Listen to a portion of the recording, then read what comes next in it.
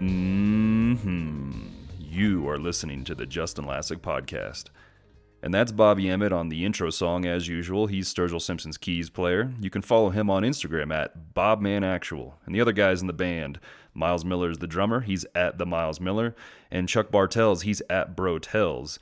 And they're very good musicians. You should go bother all of them and ask them when they're going to put some music out. But you can also follow at Sturgill Simpson, the official account. Because he got on Instagram to, generate a following so that he could sell some merchandise for charity, which not a lot of people do that, but he does, and we appreciate it. But that charity foundation is predicated on the Dick Daddy Survival School.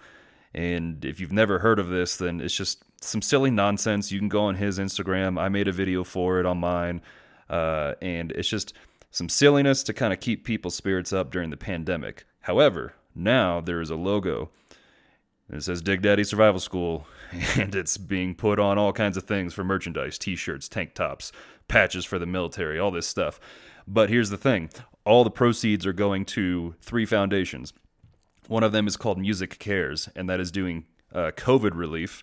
And then there's the Special Forces Foundation, which Sturgill and I have collaborated. He's been kind enough to have some ideas on how to push money and revenue from the Sound and Fury tour, which unfortunately has been canceled. And then lastly, the Nashville Tornado Relief. So you can go to shop.sturgillsimpson.com to check out all that merchandise. And now some housekeeping stuff. I had a little delay on this episode because I left my computer at my special lady friend's place. But I got that back, working on it, planning some new episodes, solo and interview from a variety of people. Because what I don't want to do is have an episode structure that we just kind of cover the same thing over and over in case some of you are not interested in that.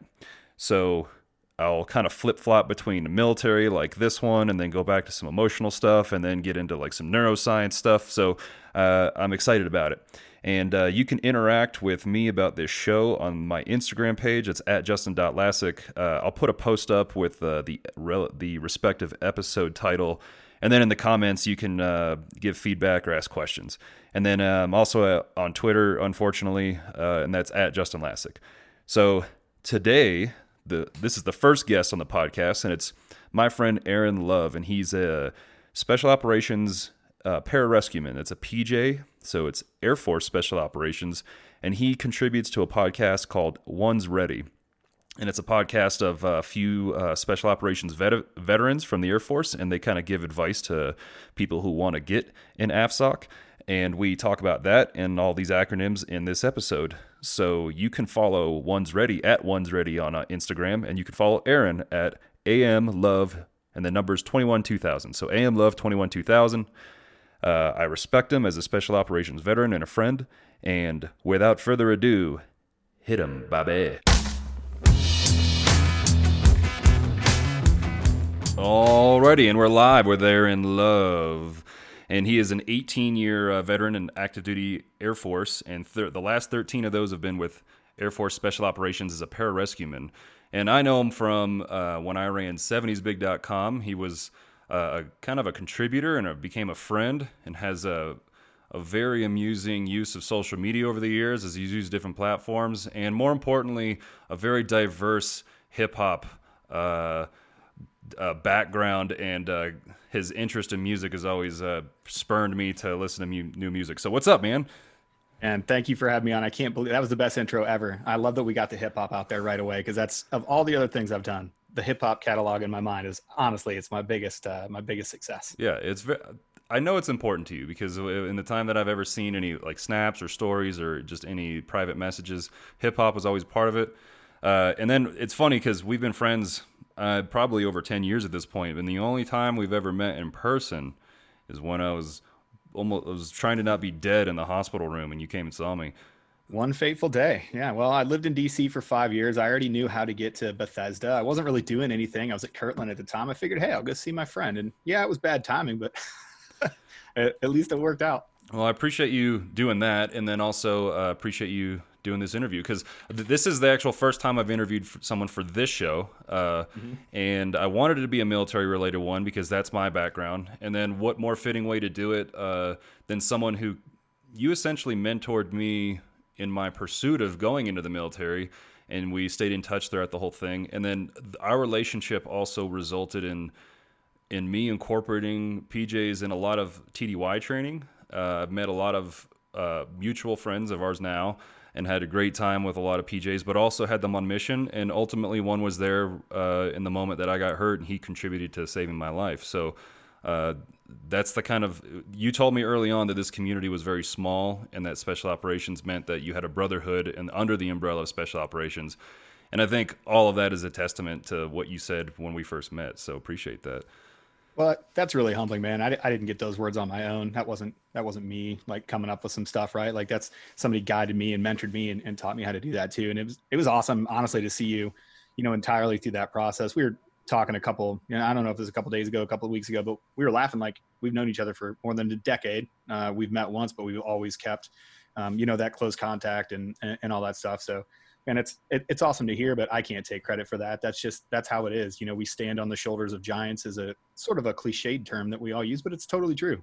Those older guys that go out of their way to go help the younger guys out. There's definitely there's goodness in that. And that's one of those awesome things that we should, carry forward as we get to be those older guys, or where you get to be where I am, where you can sort of try to help out. Definitely.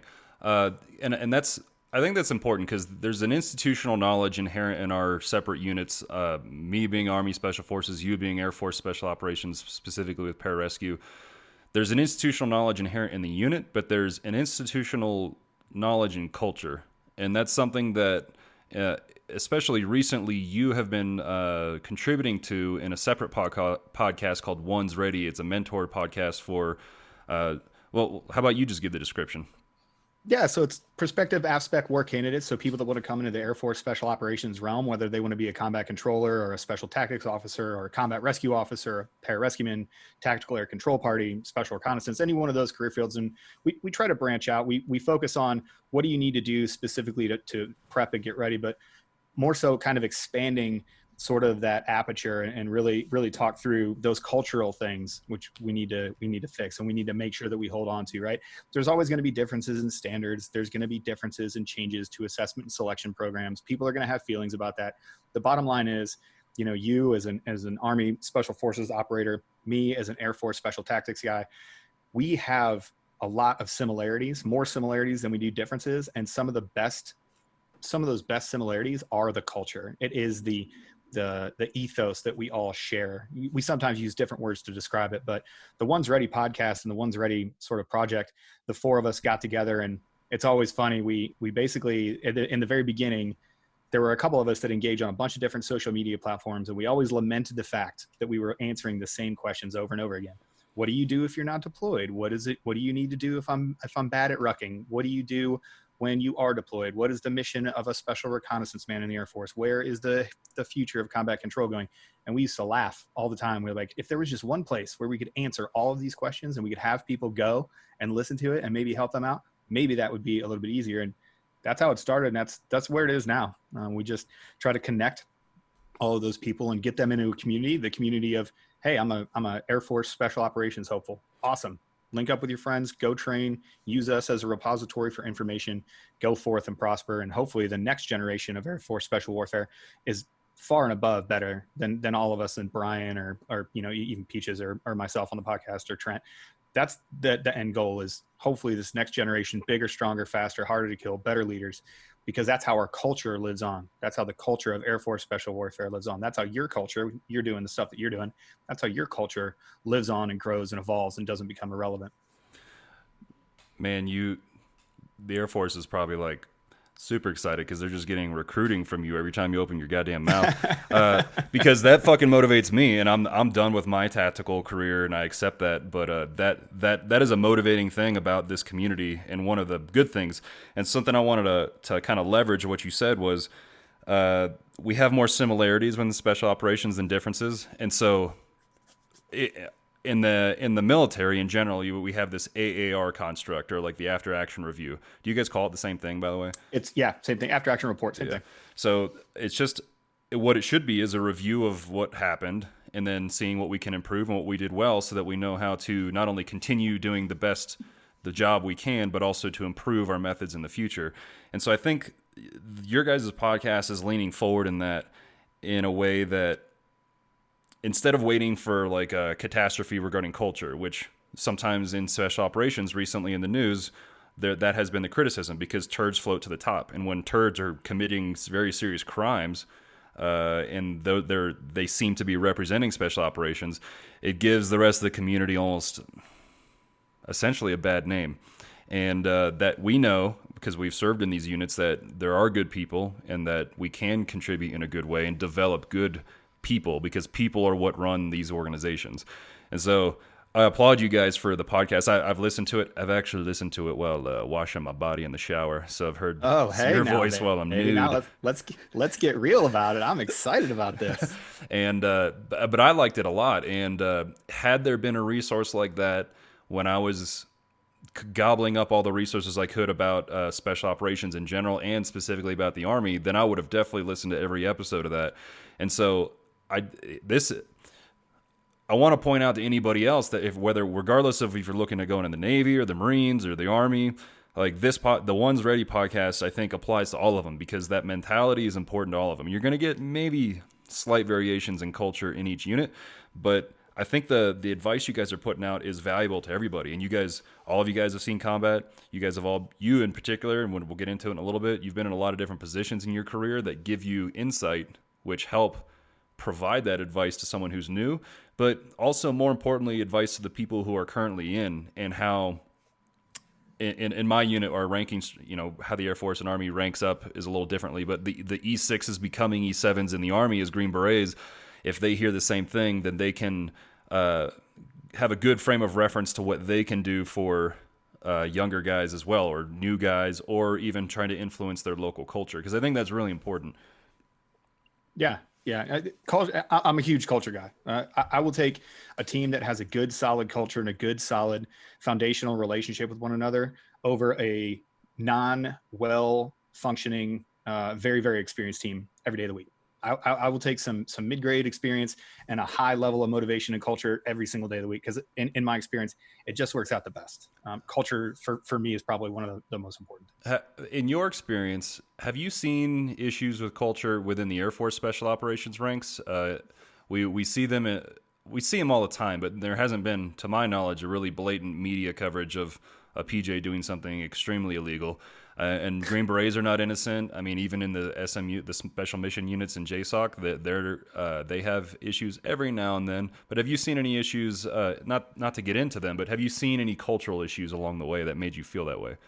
Oh, absolutely. Absolutely. Yeah. Because if you're doing a good AAR and you're being honest with yourself and your overall tribe, right? Like I look at pararescue and I'm like, oh, I wish that wouldn't happen, or I wish that wouldn't happen. Have I seen anything that's gotten any sort of media play or any sort of highlight like we've seen, especially the last 6 months? It's been a rough 6 months for the special operations community as far as some of those problems go. For the Air Force, I think one of our biggest problems in recruiting is not a whole lot of people know. You as a Green Beret, it was funny to watch your kind of transformation. You and I talked a ton before you got in. We talked a ton during your pipeline. You kind of got operational. And after about a year, you were just like, what the heck, man? I thought that you and I, our organizations will be working together a lot more. And it's just really not the case. It's really the interactions, because there are so few PJs. There are less than 600 PJs in the Air Force, period.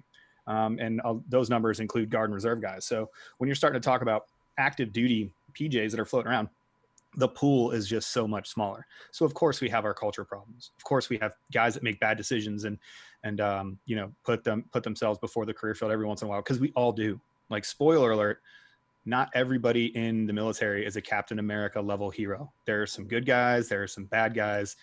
There are some douchebags that make it into every single career field. Depending on who you ask, I might be one of them. It is what it is, So the thing that we kind of benefit from is that much smaller footprint. So of course we have culture issues. No, they haven't made it to the light. John Chapman getting awarded the Medal of Honor and being embroiled in the NSW back and forth. That was about as high name as we've gotten, but it's because it involves the Medal of Honor, and it really wasn't focused on Chappie. Chappie's actions were great. It focused on the awarding of the medals around it, which is good. And that's a good thing. I think the Air Force really does, as far as culture and management goes. I think they do a really, really good job of keeping that on the downest of lows. But it's because, again, not a lot of people know about Air Force special operations, sometimes to include the Air Force. So if you think we're not looked at with high scrutiny by fighter pilots and other, tanker pilots that are actually our commanders when you go 2 or 3 levels up, it's just kind of like it's a different thing. But absolutely, 100%, we have culture problems. We have guys that make bad decisions, and it's the same everywhere. It's just we have much, we don't have, there aren't 5,000 PJs. Like there are 5,000. How many Green Berets are there active duty? What are your numbers?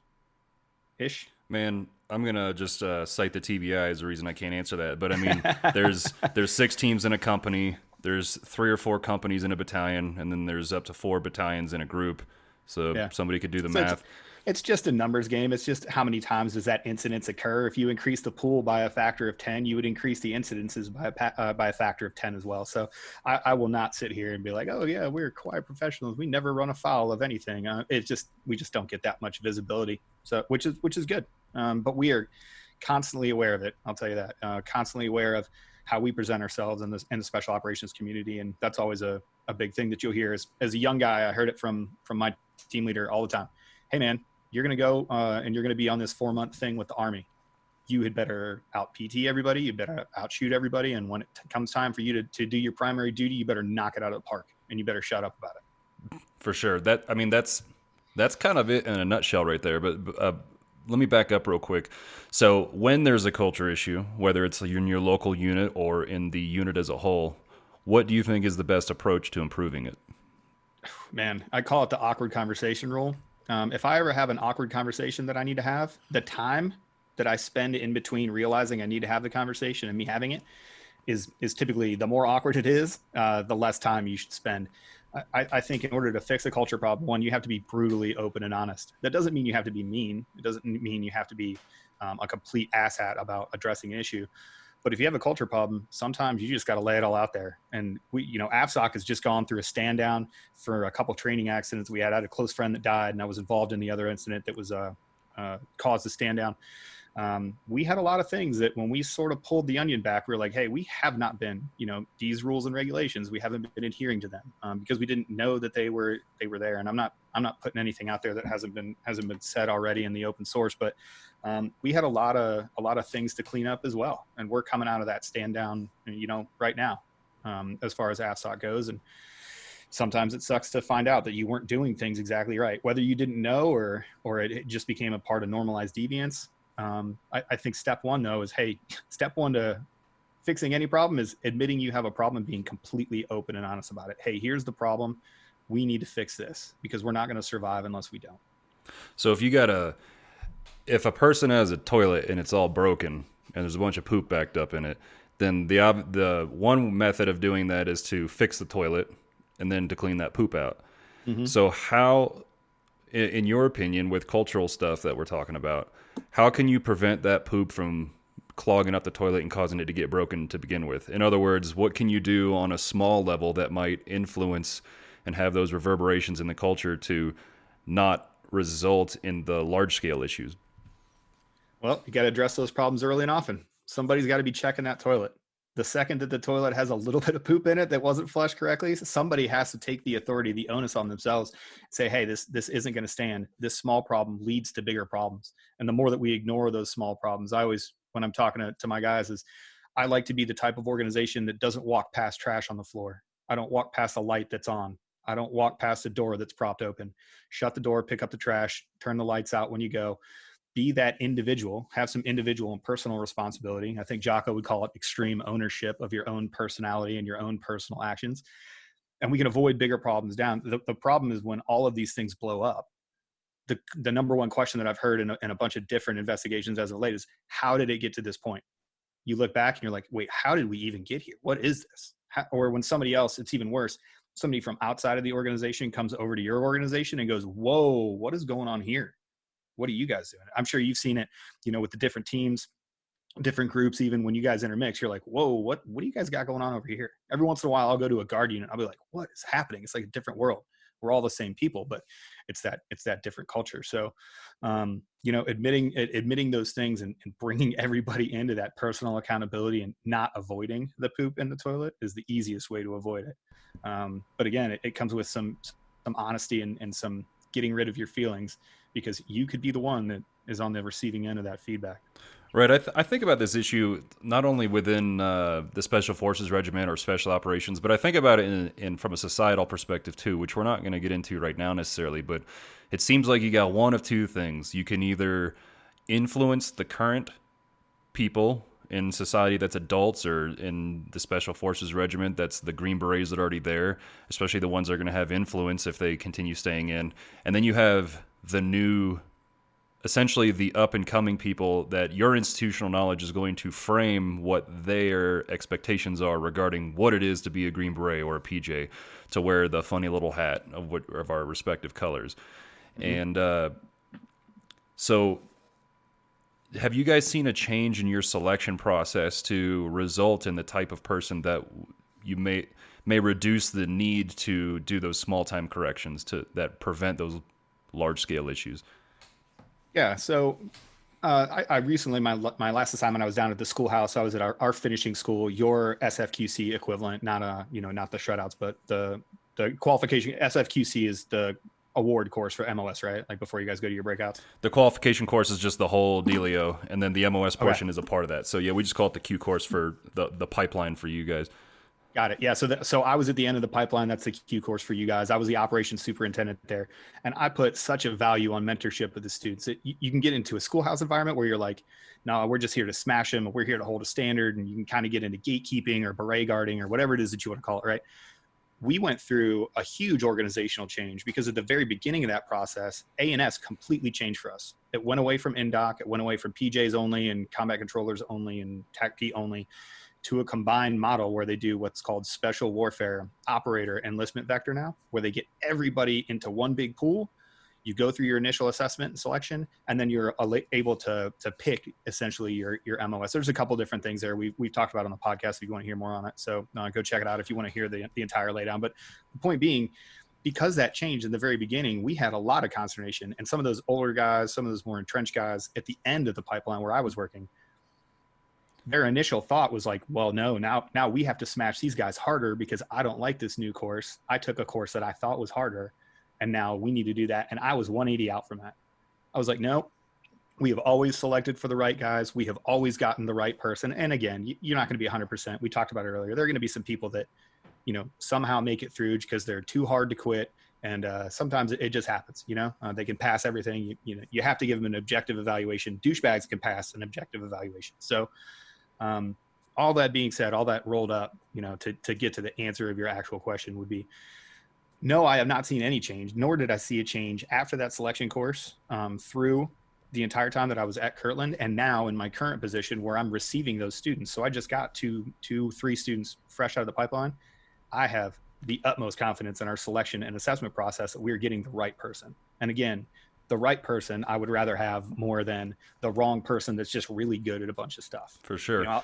So overall, I guess this is geared towards anybody that has been thinking about special operations or that might be in the conventional military considering going to a selection or considering talking to a recruiter. Aaron just talked a lot about the improvement of the actual the selection process and the course that results in the operator himself. So in other words, all of these organizations under the SOCOM umbrella are always trying to improve their best practices. So if you are in the military and you have been frustrated, then you might find it interesting at being in this type of organization. Not that it's just the conventional military is slower to evolve. And so we do that. And then a second thing is that if you're kind of flapping with some of these acronyms and terms, I'm about to ratchet it back and we're going to start basics so you kind of can understand some of them. Because a lot of the people that might be listening to this, they might not have any military knowledge at all, which is okay. And then we're going to have a lot of military folks, so they'll be tracking. But for instance, I don't know all the Air Force acronyms, so we'll Yeah. hit that up too. Actually, let's just get into it. So I'm going to kind of give like a slight preamble regarding special operations in general, and then you're going to kind of break down the jobs of Air Force AFSOC. So in general, you got the conventional military broken up into the Marine Corps, the Navy, the Army, and the Air Force. And then you also have special operations representation from each of those branches. And so that's under Special Operations Command, otherwise known as SOCOM. And then you have the respective branch command underneath that. So USASOC is U.S. Army Special Operations Command. AFSOC is Air Force Special Operations Command, and so on. And so each of the branches special operations, they have their own special operations jobs. So for instance, in the Army, you've got Green Berets, which is the unit that I'm in. You have the 160th, which is an air unit. They provide basically transport to it. So you've seen them in Black Hawk Down. When the Black Hawk got shot down, that was a 160th bird. And then we also have Ranger Regiment. And then and so you have like in the Navy, you have Navy SEALs. So in the Air Force, what do you guys have? Well, we're the only ground maneuver force. So Air Force Special Tactics, we do access, strike, and recovery. Right. So global access, precision strike, and then personnel recovery. Those are the three mission sets that we do, and it's easier to think about it. Then all the career fields that we have underneath there, they support access, strike, and recovery. So you got Pararescueman and me, we do personnel recovery. So we're highly trained in employment, shoot, move, communicate, lead. Those four things are always going to be the same, no matter what special operations branch you're talking about. They're going to do the four main food groups: shoot, move, communicate, lead, right? So that's just basic stuff. Pararescuemen focus on technical rescue expertise, gaining access to patients in really, really tough things like Black Hawk Down. One of the main actors or protagonists of that entire event was Tim Wilkinson. He was a PJ.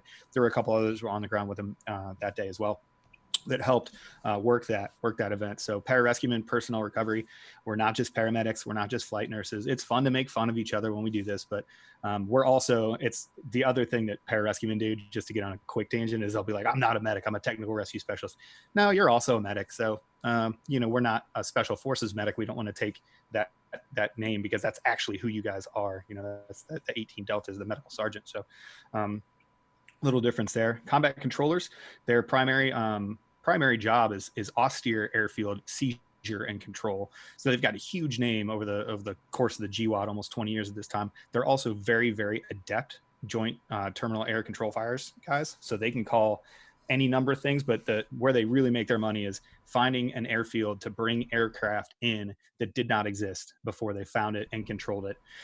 Tactical Air Control Party, they attach to the Army, and they provide air-to-ground liaison, and they provide primary JTAC support, so joint terminal air control fires, to those guys.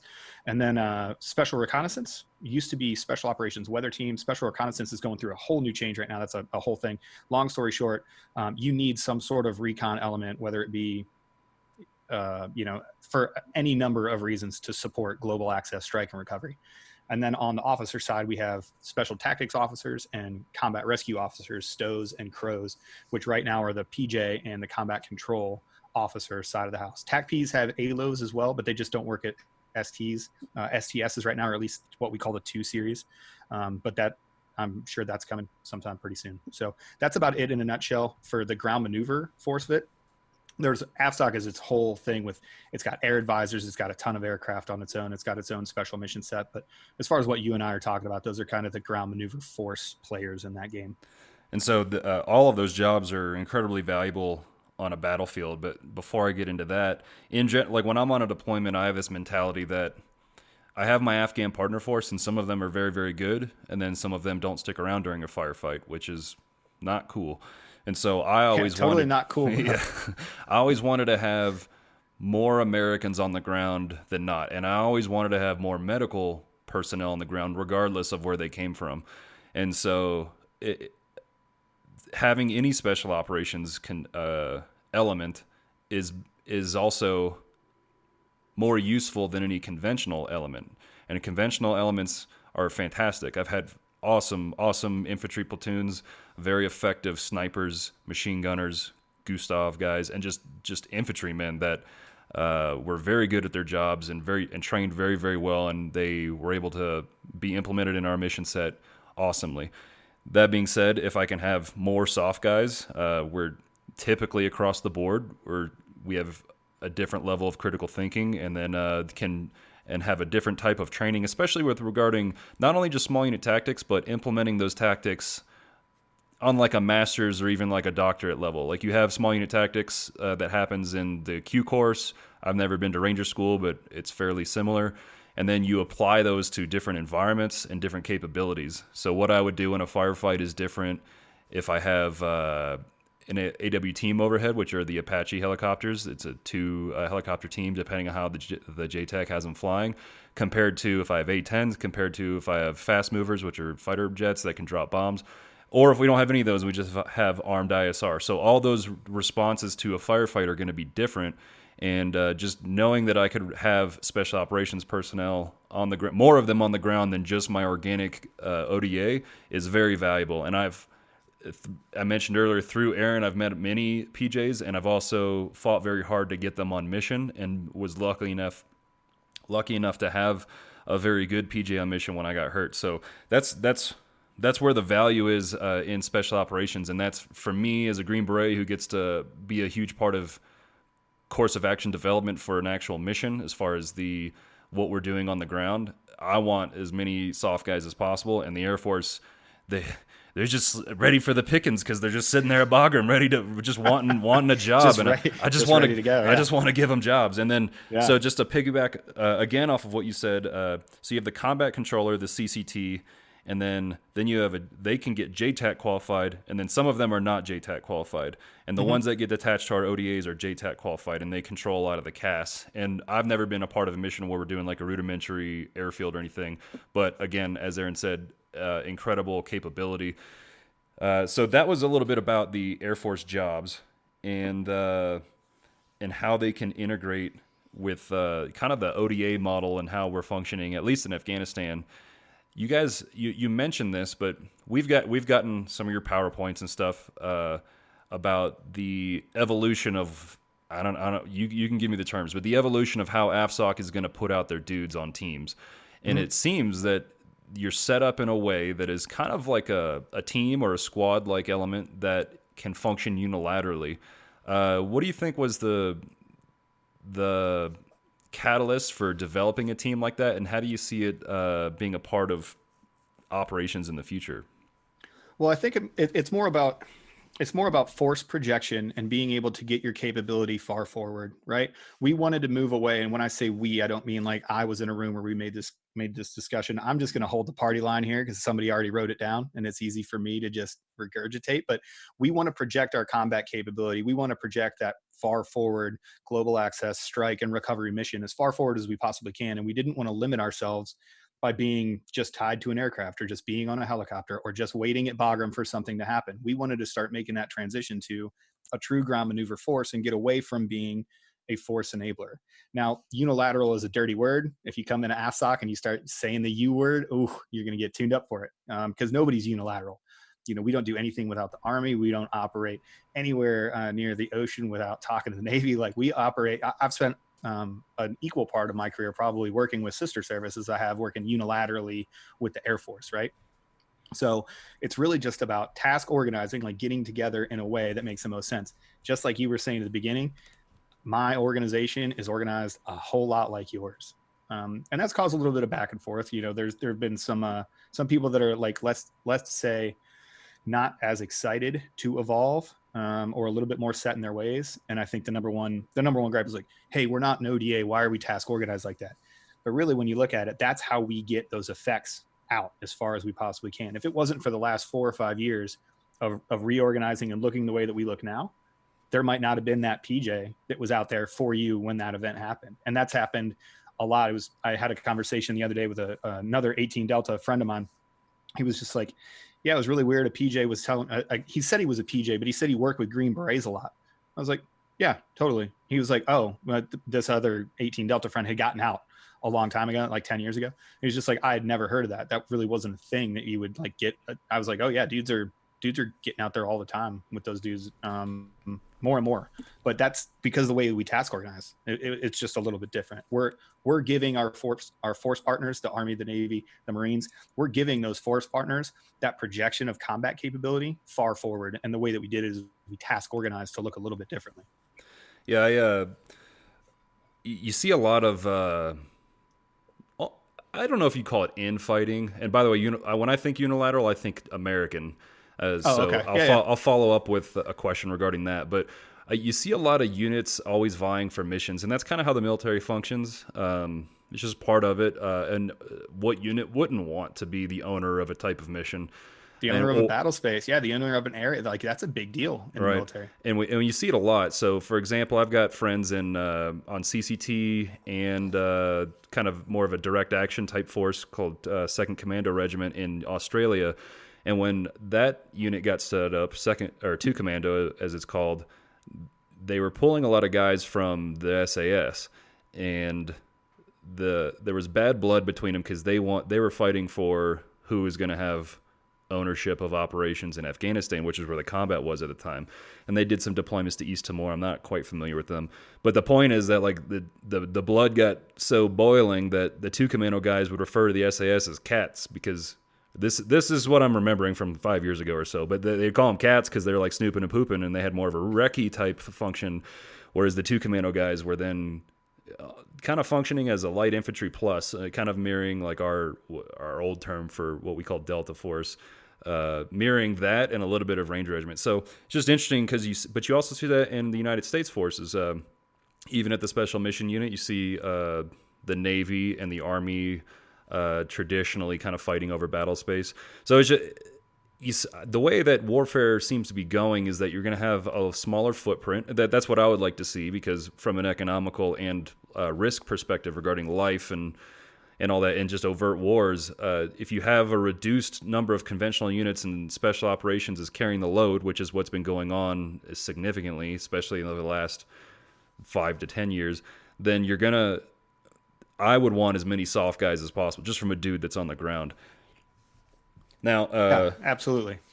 so in the time, we'll get into slightly how this happened, but I've done TDYs with a lot of PJs and connected with them, and then I've had PJs on the ground in Afghanistan, and we as Green Berets, we work by, with, and through partner force as part of our doctrine. And I feel comfortable having a soft guy, even though it's maybe not inherently part of his doctrine, that can help run partner force. And I feel that I can task them out to do certain things, or at least give them the little nudge to maybe move around certain ground elements, depending on what's going on in an operation. And I'm just speaking from my personal experience with the PJs I did have, because there are good PJs and there are not so good PJs. Sure. I fully accept it. Every graduating class of anything, there's 50% of them that were in the bottom of their class, whether you're talking about doctors, lawyers, or Green Berets, or PJs. So in any case, I felt comfortable having those guys helping a little bit with the partner force. I don't know that they were quite comfortable with it. What do you guys have any exposure to that in your pipeline now, and has it ever been there, where you are learning about working with a partner force? So no, because it's not part of those primary mission sets that global access, strike, and recovery. The different schoolhouses train their very basic stuff. As the battlefield evolves and as we go into those things, we 100% get trained on it after the pipeline. And there's a bunch of different ways that we go through there. And we've definitely taken a page out of the Army's book as far as, UW and FID and getting guys a little bit more sensitized to that sort of thing. I've done it. I've been out in Eastern Africa a couple of deployments ago, 3 or 4 deployments ago. And that was one of the main things that we did, is we were out with the partner force teaching TCCC and helping the MARSOC guys. And, we were there. We were not the primary instructors. And that was the first time that I'd seen it. But, it was the first time I'd ever done a MedCap. It was the first time that I'd ever gone out. And MedCap, for those that don't know, it's a medical civil affairs program. Is that what it's called? Sure. Yeah, something. I've just been in a lot of combat, but I haven't. Yeah.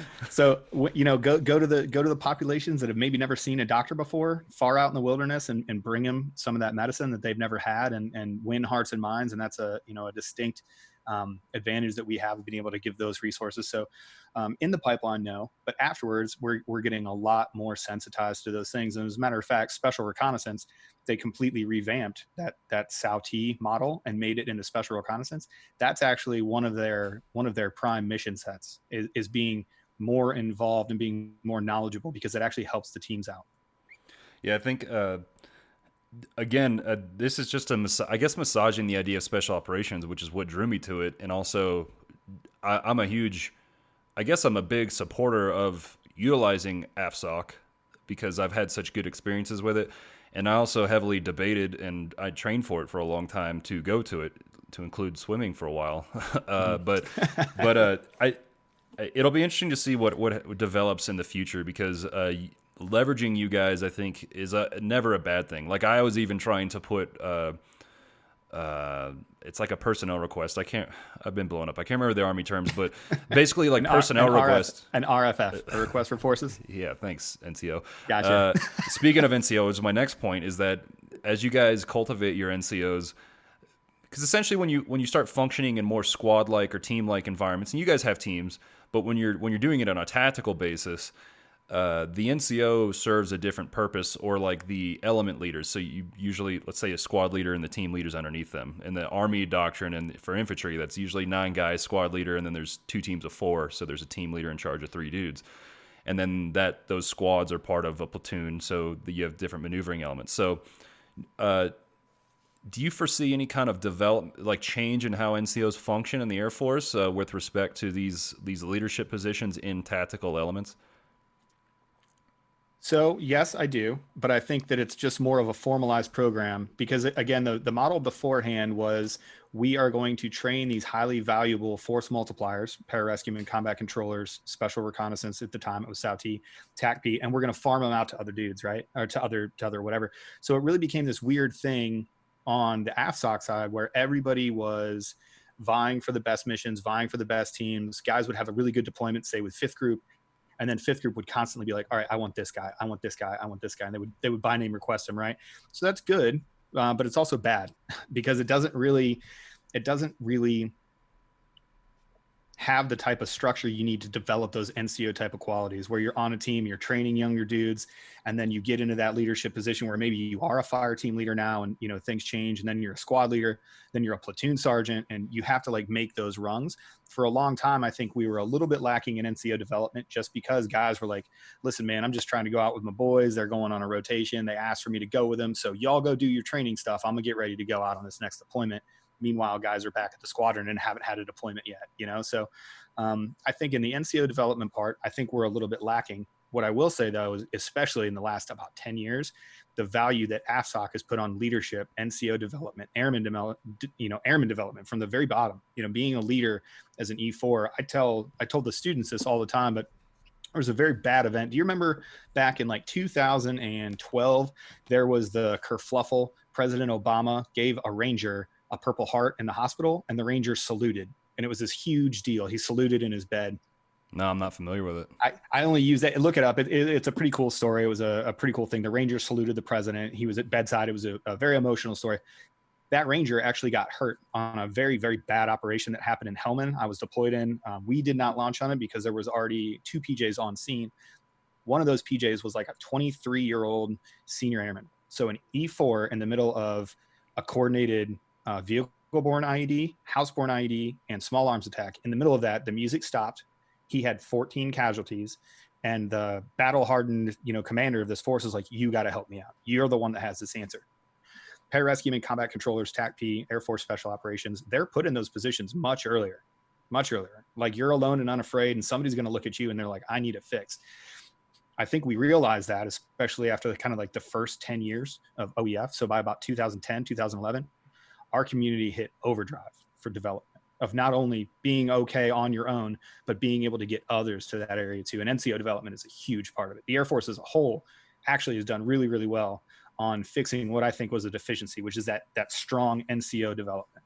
An Air Force senior NCO walks into a room, unless he or she is an operator, a special operations person, the same rank of the Army walks in, and I think people are naturally going to think, oh, well, it's Army, it's very regimented. They've had all these career opportunities to increase their knowledge and their skill. I think we're catching up in that regard, and I value it. I think it's a good thing. I don't think all leadership things, you don't need to listen to every single TED talk. You don't need to read every single book on the reading list. You don't need to do every single Zoom, meeting webinar that you need to. But I do think that you need an active approach to developing your NCOs, and I think the Air Force is getting much better, and AFSOC is leading the way as far as I'm concerned. That's interesting you say that. I'm going to address some of your points in order. You mentioned the by name request. So from my perspective, when you have someone that, for instance, the PJ that was on the mission with us, he got there and he's like, yeah, I'll be here about a month. And after getting to know him for, a few hours and doing a little bit of med stuff and in the next couple of days, I was like, damn, we need this guy much longer. Because so special operations, this is more just, it's almost like a recruiting pitch, I guess, but it's a human driven organization. And it's personality based, 100%. Right. Like physicality, sure, maybe that's 1% of it. Competence is maybe another 1%. 98% of what we do is personality based. It's tribal. And it's interesting because I know with your guys' pipeline and ours, like teamwork is a huge component of that selection process to result in that person that can integrate into anything. We have a term, or we have a phrase for SF, and it's navigating the human terrain. So we need to be able to work by, with, and through anybody to get anything done. And that could be from the annoying support personnel that we might have in like garrison from an administrative perspective, all the way to the infantry that's attached to an ODA, to any contractors, because there are contractors that go out on mission with us that do have specific tasks, or the actual Afghan special operations units that we work with. But so with a by name request, it's interesting because I know, at least from the Army side of the house, like one of my good friends is a very, very good support personnel. He's not a Green Beret, but he's on both my deployments, and I've done some pretty interesting things from his job perspective, and I'll just call his job signal intelligence is the general term. And so I've taken him to recon high ground. He's helped me treat He's helped me treat more than one casualty. I've been in firefights with him. He's provided logistical support during firefights. He is the one who ran back and got the team leader and the other 18 Delta when I got hurt. And so he's... there's 2 Valor Awards in there from what I just said that he's earned just through working with us. And he's a good skier too. And he was, so we skied all the time before I got hurt. And he's a great dude, and he's very, very young, but he is like one of those studs that he could easily transition into a soft job. He's in soft support, but that's a guy that when I met him, I talked to him for about 5 minutes, and I walked back to the team room and I said, we need to get this guy. Yeah. And it happened. And it happens all the time. Like you'll run across a guy that works in the unit. There's a AFE, so they pack parachutes and they do all of our, life support equipment and stuff. Man, if he wanted to go to INDOC right now and he needed, or assessment selection, and he needed somebody to basically write him a letter or whatever, if he went right now, I would support it and I would welcome him onto the team. He just has that right personality, and you run across him here and there, but it's just a testament to how important it really is. And there's no real way to explain it. But once you go through a couple things, once you go through, a conversation or a couple talks, and you realize that they're on the same wavelength, that they're on that same vibration that you or your team is on, you immediately want to bring them into the fold. You're like, all right, cool. You're my support guy now. And the teams that I've been on, we've had a mentality that we need and want to leverage and go out of our way to leverage support personnel, regardless if they're from, AFSOC or within the Army. And then furthermore, that we integrate those people into our team because that they are part of the team. So EOD guys are technically not special operations in the Army, but those guys, there were 2 of them in particular on my first deployment. One of them, I said, you're attached to my hip, like don't let me step on anything. And those guys were part of our team in the same way that this signal intelligence dude was. And they're incredibly valuable. But the interesting part, when you said by name, is that I do the same thing with Air Force personnel. And we had a combat control on my first trip, and there one firefight, an RPG almost hit me. It hit the truck. I had a trauma casualty and 3 TBI patients, and we were in a near ambush, 3 machine guns from different directions. And he called CAS in like a 40-minute period. That CAS confirmed killed on like 36 dudes in the tick.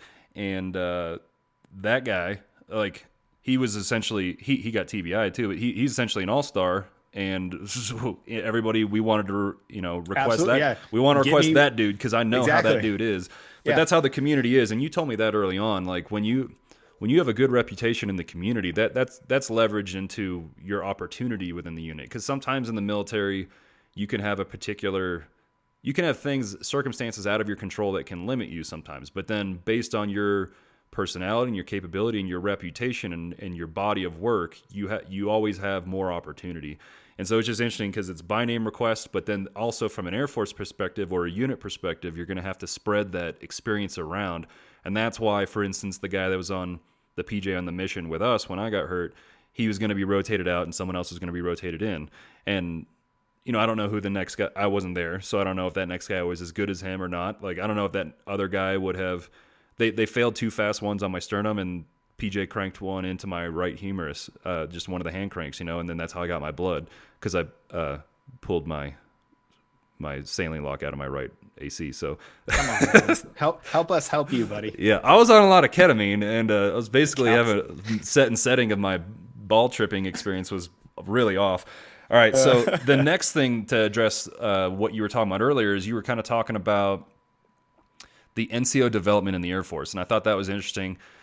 I've been in a situation where, so General Clark is the SOCOM commander right now. I got to know him because when I got hurt initially, General Thomas was the SOCOM commander, and I ended up doing a FaceTime with a tablet for like 45 minutes with General Thomas. I'm not quite sure why anybody thought that was a good idea because I was on like 100 megs of ketamine an hour. Yeah, Joe Rogan doesn't even interview people that have been knocked out in the cage anymore, and they're just handing you a tablet to talk to a general all hopped up on K-balls. All right, so we literally talked for like 45 minutes, and it would jibber jabbered, man. And I mean, you know how I can get. So I was also drugged up. But by the way, like the day after I got hurt, I was like, I'm going to do a podcast. I'm going to get out of the military. I'm going to write books. Made those decisions. That's it. Yeah, it just was like instantaneous. So I was talking to him about Steven Pinker, who is this Harvard professor. I know Steven Pinker. Yep. Yeah, he wrote. I talked to him on FaceTime too. That's cool. No way. Yeah, I'm hoping I can get him on this podcast, but we'll see. Anyway, I got to know General Clark because for whatever reason, I'm not quite sure why, General Thomas very much liked me. And then he apparently talked about me in a meeting, and General Clark would come see me, which I'm honored by. I respect these guys a lot. And it was interesting because General Clark came by, and there was me. There was a person from a special missions unit that was recovering. There was a guard sergeant major, and also who did some other work in the government, who had been on, 20 deployments total between his active duty and his guard time and his other job. And then I believe there was someone else from another Army element. But what General Clark did is that was right when that memo came out about the review of the conduct and the culture of special operations in general last fall, probably August, maybe September of was it after the General Sontag blow up? Maybe, but it was right around the time when people were getting pulled out of countries, and there's a lot of illegal things that were highlighted in the news. And but it was interesting because I got to be a part of where there was these extremely senior guys. I mean, the guy from the Special Missions Unit had, I think, 25 years of experience in his time in Ranger Regiment and then in the Green side of the house. And I got to give my opinion to General Clark about the culture. And but one of the things that came up from those guys that are much more senior than I was that they talked about the value and the necessity of that NCO development, especially from an official perspective. And I don't know that the conventional method is what works, but for instance, there is a conventional NCO schooling for Ranger Regiment, and they develop as they rank up. In the Special Forces Regiment, we have the same course. It's called the same thing, like Senior Leader Course SLC for E7, but we have like an SF version of it. And now there's an MLC for E8s, which an E8 is a team sergeant on an ODA. So it's interesting that you point that out because that was some of the things that some really qualified and very tactically experienced people and that were experienced in the military were citing NCO development as a key to developing the culture. And so I guess like a pat on the back of the Air Force for kind of like, as you say, leading the way with that, because that can be good at a preventative measure. But also, I think that from an official standpoint marries up. I'm putting my fingers in a docking thing on our video chat, but you can't see it, but it was perfect. That marries up with, I think, what you guys are doing and what you do as a dude on a team on a daily basis, which is doing the right things and developing the right culture from your little social network. Your in this case, like from the ODA outward, and you do it, and then you guys are also doing with your podcast. So I guess I don't know. I guess all that is just rambling to say, like, pat on the back, and that I find it valuable because there are some other things I'll ask you about later that I think it's going to have reverberations on in developing our culture on the way forward into the future of whatever warfare or whatever the special operations is going to encounter going forward. Yeah, and it's quick disclaimer. I don't think that I deserve any credit for any of this stuff. I'm just letting you know where we're going. It's been a good thing. You could be like a stopgap, or you could be part of the problem, but you're not. Yeah, good point. I mean, I'm 34 and I'm relatively inexperienced in SOF, and that I only got a green hat in 2016. So I don't have that much time. I don't really have that much combat time. I don't have that many deployments. But I'd like to think that I don't think I'm super smart, but I don't think I'm dumb, and I like to learn from mistakes. So I'd rather have a guy like you put out information. If I was like under you, I'd rather you put out good information to me, and then it's my job to fuck it up than me never having received that information. So I think you think you're part. I don't know that it's a solution necessarily, but I think you guys are.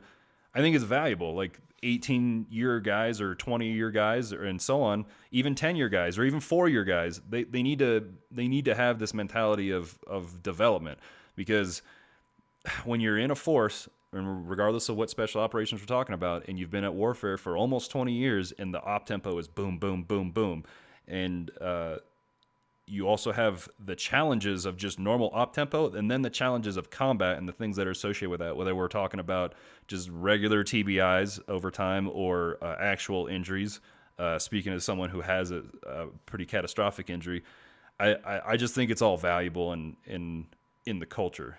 So I agree. I think the more that we focus and invest in those younger echelons and those people that are getting ready, especially when I see somebody in that E3 really to E5, like junior E5 area, that's where you've got to get in there and you have to pay those dividends. You have to invest in those people. Then you have to invest in culture. Then you have to get them, not on board or indoctrinated. I don't want to use those things, but if you look at those guys, and gals in that very pivotal point of their time, and you go, you figure it out. I had to figure it out. You figured it out. No, you don't need to see me do the work. I've already put my reps in. It's time to let these young guys have rep. I cannot stand those previous two statements. That is so unacceptable to me. I'll fail in front of my troop all day. I'll be the first to go. I'll be the first to fail. Man, I went to recently a shooting course before this whole COVID thing shut down. I wasn't in the top 10% of the class. I was in the top 50% of the class. I have no idea, because I was trying to shoot the wheels off and trying to get better, but I'll be damned if I'm going to be the dude that steps off the line and doesn't shoot the drill as opposed to just losing it.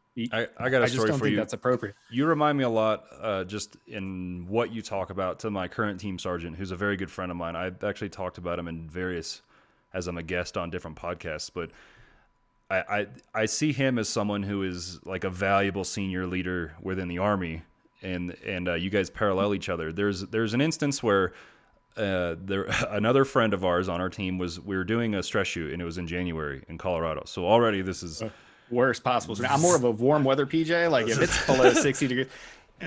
Yeah, I mean, it's funny because most of the time when we're on the range at Fort Carson, like those conditions would never let us launch an SP on a mission in Afghanistan, because I've had missions down and cause a 24-hour roll. Yeah, I mean, I've had missions roll lots in Afghanistan, and then we didn't get supply one time at my outpost for like 3 weeks because of just visibility. Anyway, we were doing a stress shoot, and what we would do, which I'm curious to if you guys do something similar. Obviously, we have different MOSs on our teams, and so we do a week. We would routinely throw into training.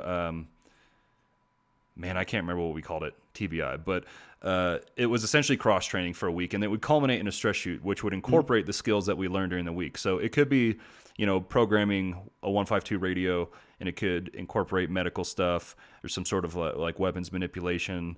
Absolutely. Always predicated on weapon safety and tactics and getting good, efficient gunfighting movements.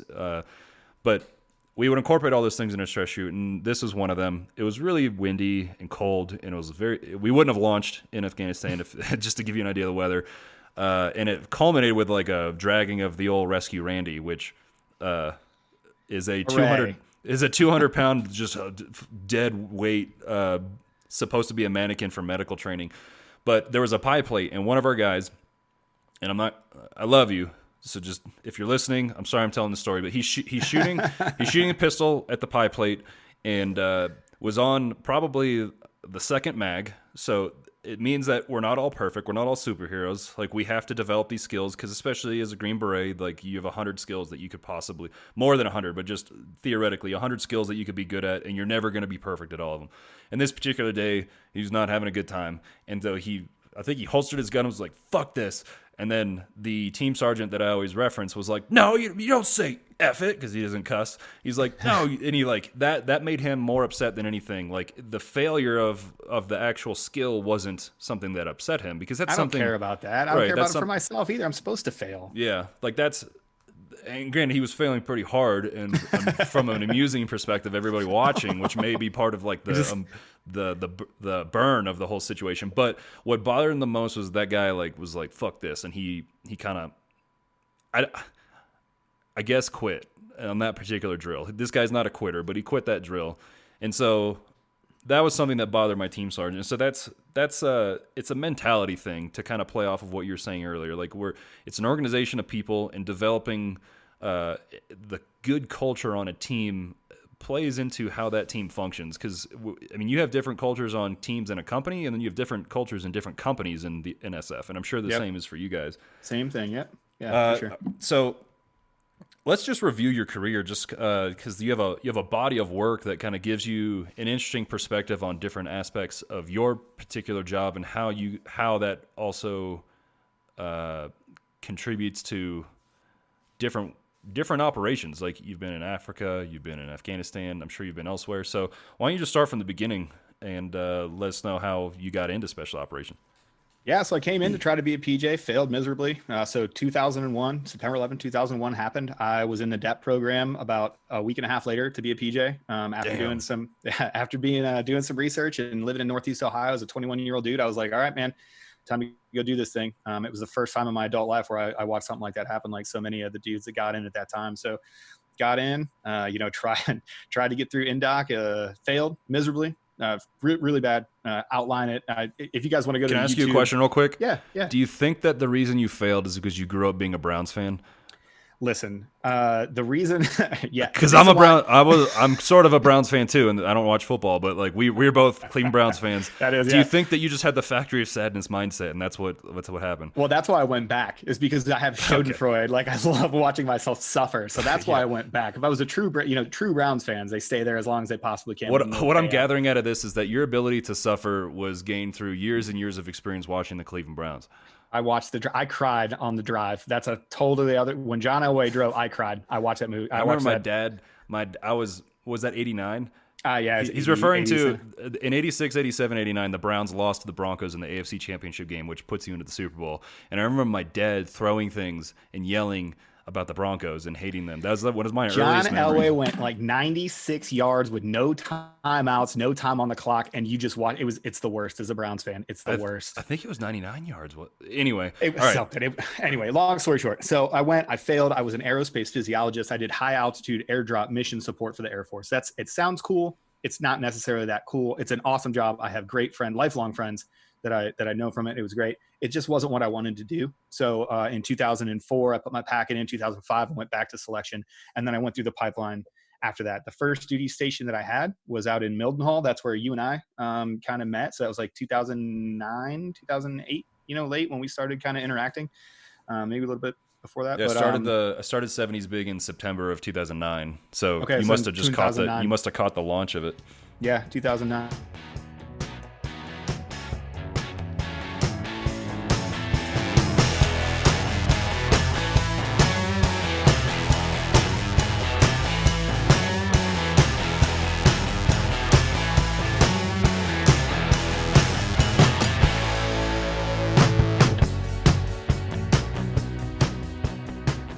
All right, we had a little bit of comms issues there, which is pretty common in our jobs. We were just talking about how you might do a commo circle prior to a training operation and sometimes a mission, and then just the stuff doesn't work. Like, and then the Echo, Always who's happens. the commo guy, the guy on the team, the Echo, he'll be like, "Yeah, the solar flares, this other stuff bouncing off the ionosphere," and we're just like, "What the fuck ever, dude?"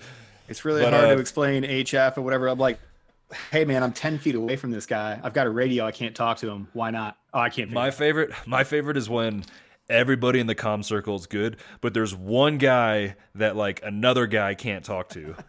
You know what I mean? It's like then they have to play telephone just to get to work, and then the echo, yeah, exactly. the Green Beret echo guy will look at his radio for like 10 minutes, and sometimes we're just going to replace this radio. You know, it's just I love seeing there's certain guys that I've been on teams with, and they're twin brothers. And so everyone listening to this that knows them is going to love this, but I just love watching them get flustered, and it's super funny. But you were in the middle of talking about the job you had right before you went back to selection for PJ Indoc. Yeah, aerospace physiology, normal Air Force job, deployable if you wanted to, support jump teams and stuff like that. And it basically was like, when I got to go to jump school, it was really, really cool, right? Cool job. I have no beef with it. But what it did is it put me in close contact with those teams. I sort of got by name requested as a phys tech. Back then, there was an oxygen system we were using to jump that was not public knowledge to everybody. It's the system that we use now. But back when it was in development, you had to get ready to use it because it was still in testing and only certain teams were using it. I happen to be one of those dudes. But what it did is it put me in close proximity, and it kind of reignited that fire. It kind of reminded me of what I got in to do. And I came home off of one trip, and I was like, that's it. I got to go back. So then I went back to Indoc, went back to selection, and the rest is kind of history. And we've gone off on this crazy path of the last 13 years. So that gets me to the 18 years, and here I am now. What does a jump school entail for you? Talking about a free fall school? No, Army. No, I went to straight up airborne from I was a regular Air Force phys tech that went to Army at Fort Benning. And I also put my little feather cap in this. The Air Force, you can go to your own jump master course. You don't necessarily have to go to Fort Benning, but I totally did. So what's up? That'll get you I don't want to call it props within soft, but like if you were going to talk to guys that had prior Army experience before they went to SF, then they're going to be like, why the fuck did you do that, dude? Yeah. That's because, how they do the pre-jump and everything is a little different. Okay, so once you went through the pipeline, what kind of job were you doing at your first duty station? I was just a straight up team member. So I was at the ST, I was overseas. I was in England at the 321st STS, and I was a straight up team member, like primary medic, bottom of the rung. I was that low dude that needed to get his initial upgrades done. So I was a team member. It's a little bit different because I was a cross trainee. So I was already an NCO in the regular Air Force when I went through the pipeline. And then I showed up to my first duty station where I may have been an E5. And at that point, I think I was like a mid-grade E5. I think I'd been E5 for like 2 years. But I was a team member. Like I took the trash out at the end of the day, and I had to be reminded every once in a while that like, hey, you may be an NCO, but you're a team member on this team and you need to act as such. And that was a learning curve, but that really, really, really helps actually. Did the being an NCO through the actual pipeline, did that mean you were put in different positions of leadership that you otherwise wouldn't have been? I was almost always a team leader. Sometimes in the pipeline, I'm sure you saw the same thing. They'll fire that, like, you're fired. Give me the lowest ranking guy. You're the team leader now. We want to see how you perform. That stuff happened, but the day to day, I think I was the NCOIC on my teams going through the pipeline. Pretty much every single one, if not number one, I was like the number 2 enlisted dude. So the entire time I was expected to lead.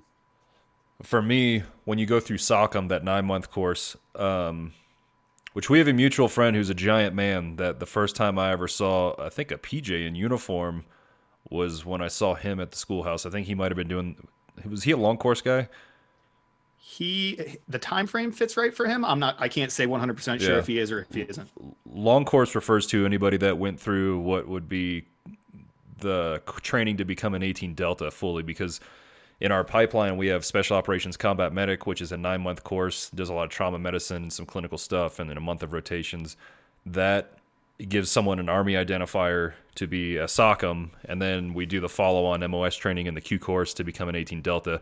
Anyway, there's a large man who's a PJ. I don't want to say his name, but I've met him. I've gotten to know him through TDYs, and he's cool. I had him put someone in a headlock once just because his biceps and forearms so huge. Dude, he's like he eats like bald eagles for breakfast. Yeah, no, but he craps freedom. I'm positive of it. That guy he's a beast. I'm not just a physical I also specimen. don't really see how he can conduct free fall operations in a sensible manner. You know that dude can run sub 6-minute miles. That's a true statement. That guy, I'm telling you, he's a physical anomaly. He's a freak. Nobody can see me, but I'm shaking my head in disbelief. He's a. No. Well, how much do you think he weighs? 240 at a minimum, at the bottom of the barrel, 240, I mean, 250 if he's I would have lean. said like 255, Yeah, 265 or something. at Like he's a bottom of the jacked barrel. man. He's huge. Yeah. Anyway, so you got PJs in all shapes and sizes. I am kind of at a loss of what the hell I was about to say, but you did that job. You had some NCO time, so you're put in leadership positions in the course. And then what were there any lessons that really stick out in your mind that you had when you were first on a team? Oh, so many, so many lessons from you understanding where you are on the team and that you need to put your ego aside in order to make the team happen. The value in following through, the value in being, treat like, hey, I said I'm going to do this thing. I'm going to make sure that this thing is done. Trying to. David Goggins, I believe, he says that, try to be an uncommon man in a room of uncommon men. We really did live that at my first duty station. Like, it didn't matter that I was a brand new guy first off there. They were like, hey, well, you're supposed to be good at medicine, right? Well, here's the most challenging medical scenario that you have, and we are going to critique you very, very hard. And we did that with everything: tactics, shooting, jumping, everything.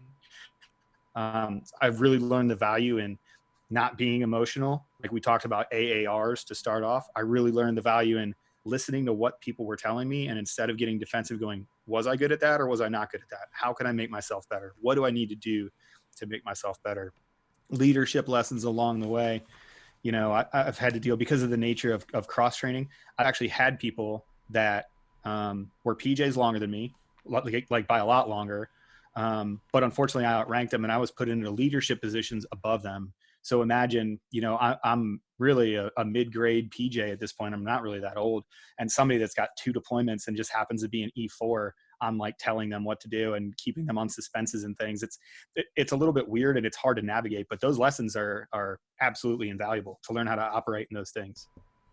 I do remember what I was going to say now. I was going to point out that I was put in leadership positions beyond what my normal experience level would have been in the Q course, especially in small unit tactics and in Robin Sage, because I was the only Delta on my ODA for that. But because when we graduate SOCOM, we become E5s. And so then you're an E5 going forward, which would be a team leader, in some cases a squad leader in the regular Army. So I was put in those positions too. And I'm fortunate for that, because I think all those things prep me for my time on a team, especially in combat. It's interesting that you bring up the point about ego, because I've got a lot of time on my hands since I'm hurt. And so I journal every day and I write. Right. And I have a lot of conversations with people to challenge my beliefs all the time. And one of the interesting things that comes up a lot is just the concept of ego and the benefit in reducing it. And that definitely is valuable on a team, especially in special operations, because the term special is there, but for when you're doing it right, it doesn't mean anything. We have this, like, I'm sure you guys have the same saying, something along the lines of selection never ends, or you're always being assessed. Like, your reputation is always being developed, and controlling that ego and really being a team player, because your teams are probably similar, and that especially now with how you guys have developed from a tactical perspective, you have different purposes on a team, and then you break those things down. We have jobs on the team, like we have a weapons guy, an engineer, a medic, and a commo guy, and an intel guy, a team sergeant, a team leader, a warrant officer.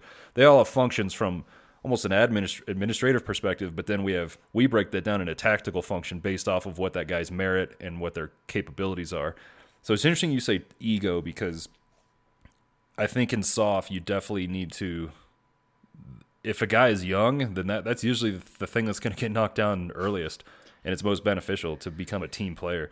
Right, indeed. And I think some of the things we always talk about, destroying the ego or keeping the ego small, like, you have to walk that fine line between competence, confidence, and cockiness. Those 3 things, like, as those 3 things interplay with one another, typically you come out of the pipeline and you're really cocky. You've been told for years that you're going to be the baddest dude on the face of the planet. You've tried something that, 90% of people fail. It's ridiculous. You see good people, you lose friends in the pipeline. You're just like, holy cow, I thought that guy was better than me.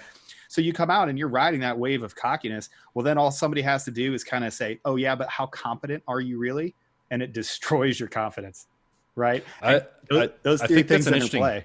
Yeah, that's an interesting phrase, which also sounds like a phrase the guy that's been in the job for 13 years would say, when you have like those a guy that's run the schoolhouse. My team sergeant ran a portion of It was a prep school for selection for what we call 18 X-rays, which are the direct entry guys. So he probably developed some of those phrases. So that's good because it comes out real smooth. Yeah, you get reps if you say it enough. I don't know about, maybe other soft guys are different, but I sure as hell didn't feel cocky coming out of the course. I was a little older, but I also kind of felt like throughout the course we're literally told you're a piece of shit and then you have to prove yourself every day. So maybe that's just like the nature of the Army versus the Air Force or something like that. But there is a perception. There are people, the wrong people sometimes, and these guys may or may not get through the course, oftentimes not, that develop of, as you say, a cockiness or have that ego kind of riding the wave, where when they're in the course, they're the ones going to the bars in Fayetteville, North Carolina, which is near Fort Bragg, and they're like, yeah, I'm on a secret mission, and they're trying to essentially pick up chicks, and get out of here. Instructors find out about it, and then they get crushed, and so a good lesson right there, especially for anybody that if I had been in, I probably would have had to go on SLC, so I may have been, I don't know if I would have pinned E7, but I would have been some sort of junior E7 at this point, maybe, if I hadn't gotten hurt. So I think it's good for that population to hear these types of things, just to kind of remind them, because it's very easy to start liking the smell of your own poop, especially when nothing is challenging it. And if you start becoming a senior guy and you don't have the particular type of leadership that tells you what you need to hear instead of what you want to hear, then that poop starts smelling kind of good. And it's kind of good to remember, this is still poop. Yeah, absolutely. And you do need a dash of bravado. You do need a dash of cockiness. You do need a dash of confidence. Sometimes, like, we do impossible things. So sometimes, like, I tell this story to some of the younger guys that I have in the past is, pararescuemen, Air Force Special Operations as a whole, we've really made our home off of, somebody going, hey, this is an impossible thing, like Black Hawk Down. This is an impossible scenario. Wilkie, there's no way that you get through this if you're going in, right? But he was like, oh yeah, watch this. There's a good bit of cockiness in there. And now that's built off your confidence and your competence, right? When you have that good, the good part of the ego, but it's not bad when it runs away from you. You always have to be able to get back to square one, which is small ego, go to the team first, why, and mission stuff next. Do you remember, was there a point that you felt that it's not like you arrived ego-wise or anything like that, but do you remember a point in your early to mid portion of your career where you felt like you kind of earned some respect and that people put their trust in you?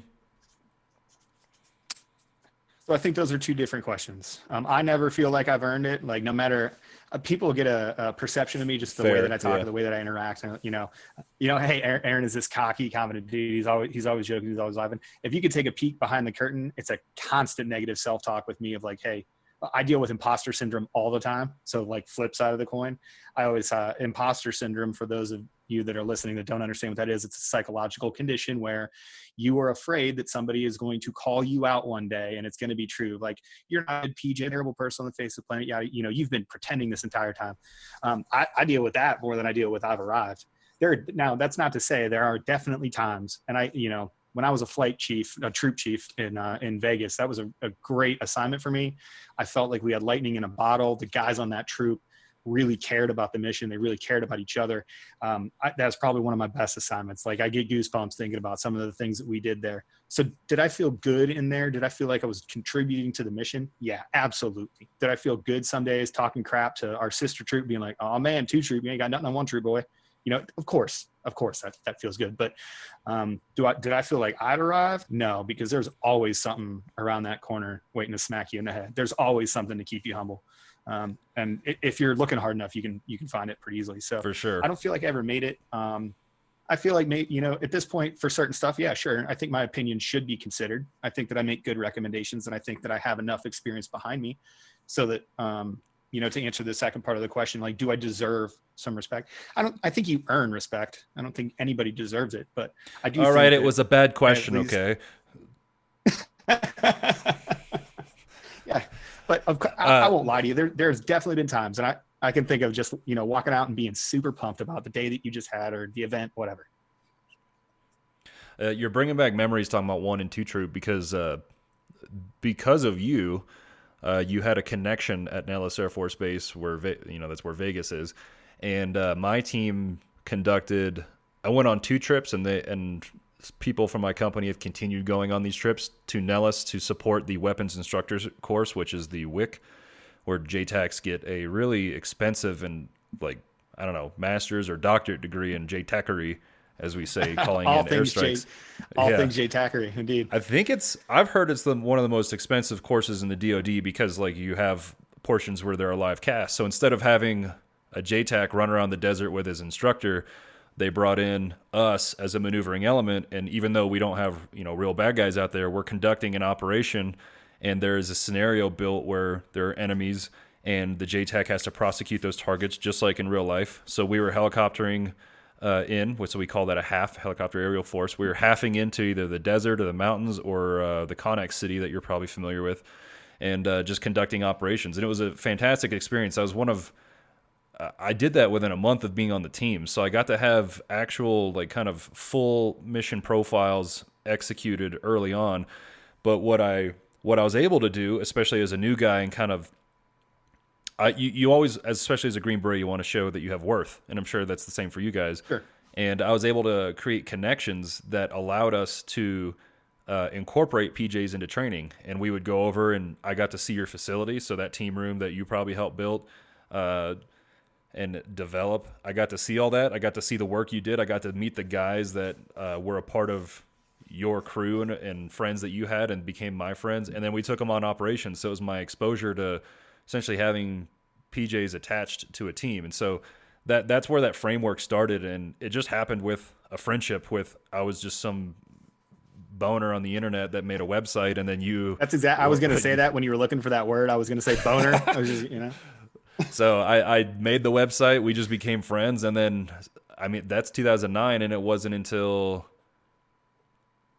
7 years later, I think, in 2016 that I actually did that TDY trip. So, like, 7 years later, just a random friendship meant that we got to have incorporated training. We even took those guys on the range. Yep. And back then, I think it's a little different now. I don't want to speak for you guys, but those guys had a little less, like, belt-fed weapon time, so we were teaching them that, and we different types of grenades and demo. We did some demo shots in the desert out on the ranges there, and it was just a really good time, and it was a really good training. I mean, we're talking, like, free-falling into operations, and then within 1 or 2K away, they're dropping 500-pound bombs while we're under canopy. Like, that does not happen in training or real life, for that matter, on, like, a combat operation. That's just, like, that's not common. So it was really cool experiences that it got to do with the PJs. So you're bringing back some nostalgia for me from a few years ago.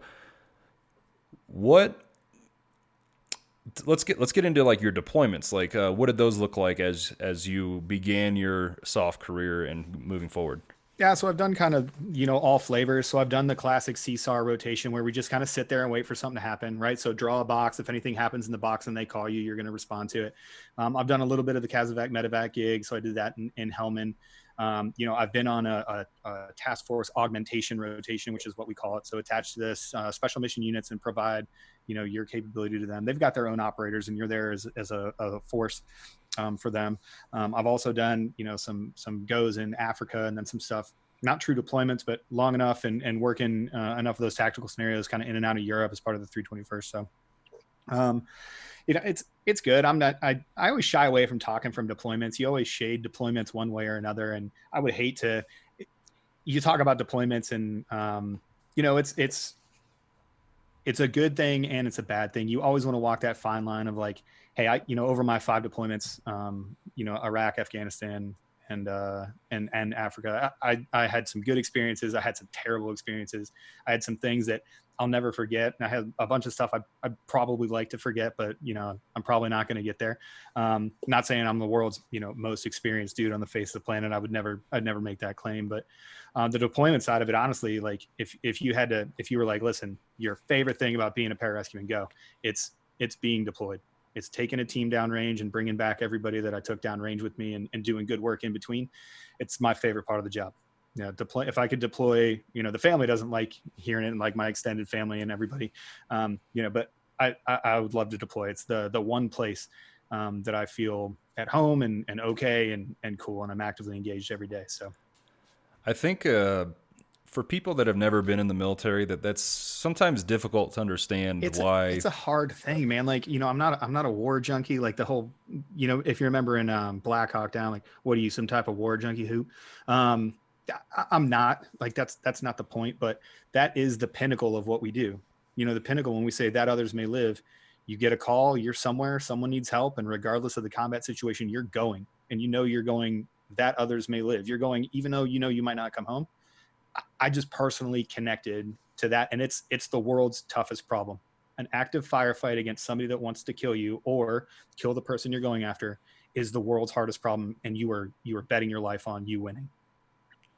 And in the case of PJs, one of the questions that came through that I asked on social media had to do with like the combat experience of a PJ. But I think it's important to note that regardless of what soft unit you're in, that where you're going can change a deployment. And even if you go to the same place, for instance, when I deploy to Afghanistan as a Green Beret, that deployment can be very different than like a year ago when I deployed. Oh, yeah. And then furthermore, depending on where you are in that country and what your tasking is and what mission your team got and everything, then you can have a very, very different experience. I mean, there are teams that primarily conducted a lot of night raids and didn't have contact, and a lot of teams that did have contact, compared to my daytime experience in valleys. So the deploy, and then also I lived at an outpost, and that just doesn't happen that often anymore. Where I slept in a cot in the dirt for almost 6 weeks on the first trip.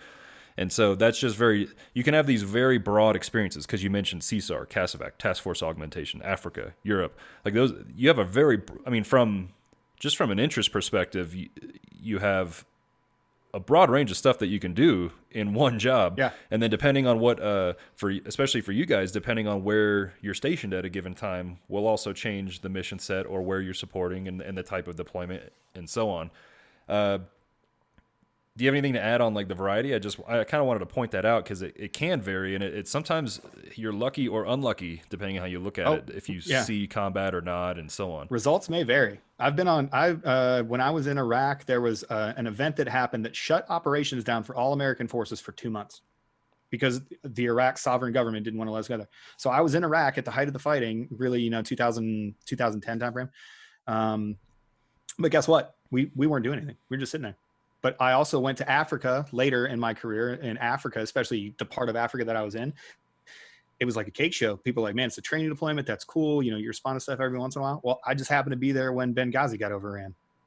So I just happened to be like on the closest PJ team that was this like world shattering and history altering event. So it's a crapshoot, so and I'm not saying like, I'm not making any claims or anything. I'm just saying like, you could be a PJ that you think you're going over for your normal rotation over at Bagram, and the next thing you know, you're attached to a special forces team, and the next thing you know, you're in an IED blast. Or the next thing you know, a good friend of mine from Vegas, a one troop alumni, was just awarded a Silver Star. And, I remember taking him to Africa, and he kind of looked at me after about 2 months before everything started kind of blowing up, quite literally. And he was just like, hey man, do we just like sit around and do training? Like, do we do stuff when we go on deployment? And I was like, yeah, bud, listen, man, sometimes there's ebbs and flows. And now you look at that guy, and it just so happens he went somewhere else and got into a huge firefight, and he was awarded a Silver Star for his actions out of it. So, man, what's a PJ deployment, kind of pace like? Who knows? Dealer's choice.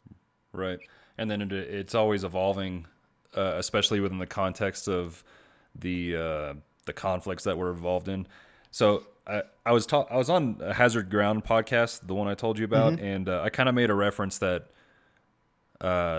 we do these patrol bases and small unit tactics all the time, where we are essentially on the ground. We're pulling security, and when you're in small unit tactics or maybe something like Ranger School, you're like, am I ever going to do this? This is Vietnam stuff. But the parallel I was making to the host Mark of Hazard Ground, I was saying like I did a lot of patrol bases in Afghanistan on the ground, and then I did a lot of vehicle patrol bases, which you don't do in the course, but like it's the concept of taking the simple basics, because you have to master the basics for special operations, and then applying them into kind of a master's or doctorate level environment where you're applying the fundamentals to a changing environment and adapting. Was there an instance in your training or thinking about all your deployments right now, again, CSAR, CASEVAC, task force stuff, Africa, Europe. Does anything come to mind that the training that you went through in the course or the training you guys conducted on your own, that it really prepared you for something that you encountered on a deployment? Oh, 100%. Yeah, 100. I heard my instructors in my head more times than I know how to tell you of just like basic stuff. And it would hit you at like the weirdest times. My very first rescue, so it was a civilian rescue, but it totally kind of fits this bill. It was in England. There was a Filipino sailor. He was gravely ill out in the North Sea. It was like a 4-hour flight to get to him, a 4-hour flight back with multiple air refuelings. I was 6 months out of the pipeline. I had this whole thing happened from woe to wow in like 24 hours. I was just like, yeah, somebody else is going to go. Then they're like, Aaron, you're going to be on the helicopter team. Like, all right, well, that's not the primary for this one. So whatever. Lo and behold, there I am getting hoisted down to a super tanker in the middle of the North Sea to provide medical treatment and get this guy back to Ireland. The entire time, like I had a team leader that I'd never worked with before. And he was awesome. He was a really, really good dude, a really respected guy in our career field. But I didn't know him. We had never worked together. The first time I met him was when we were taking off because he was from a different unit. Wow. Yeah. So, I mean, it was he and I on the helicopter, and then we hoisted down. We provided medical treatment. We took the guy back to Ireland. The guy lived. We got an award from Sikorsky that year for the rescue. But it was 100% like that was schoolhouse training. Those were the instructors in my head. It was like, hey, don't you get on that side of the litter. You know the helicopter is going to pull that litter that way. You better get. I heard those people in my head. Yeah, I mean, kind of sounds like you did PJ stuff right away. Right away, PJ thing right away. Yeah, who knew? There's a training concept that pops up all the time, especially for medics in our pipeline in our course. It's kind of the Robin Sage example. Robin Sage is a culmination exercise where there's essentially like a fake war going on in a portion of North Carolina, and an ODA infills, and we're essentially contributing to an unconventional war effort. That is supporting a conventional war effort in a fake scenario. So it lasts several weeks. But one of the things that happens all the time as a medic is you go to your G-base, which is usually in a rural environment. Again, learning those basics of obscuring yourself from in a denied territory. And you show up and it's like, there's all these medical problems, and that's what you gotta start doing clinical medicine or trauma medicine. And I tell you what, in my Sage class that happened, and a role player who I think he may have been Iraqi. I can't remember, but he was a contractor, but he had a legitimate seizure when I was in Sage. And I thought it was part of the scenario for about 1 minute, and then was like, oh, okay. That's crazy. That's crazy that you say that. I'm going to pause you right there. The exact same thing happened to me. I was doing a PA thing down at the schoolhouse for a big Instagram event that AF Spec War was doing. And no kidding, one of their guys walked into one of the planning rooms and fell over. And everybody involved was like, oh, yeah, this is a joke. No, he had an actual seizure. He actually had to go to the hospital. It was the craziest thing. That's weird.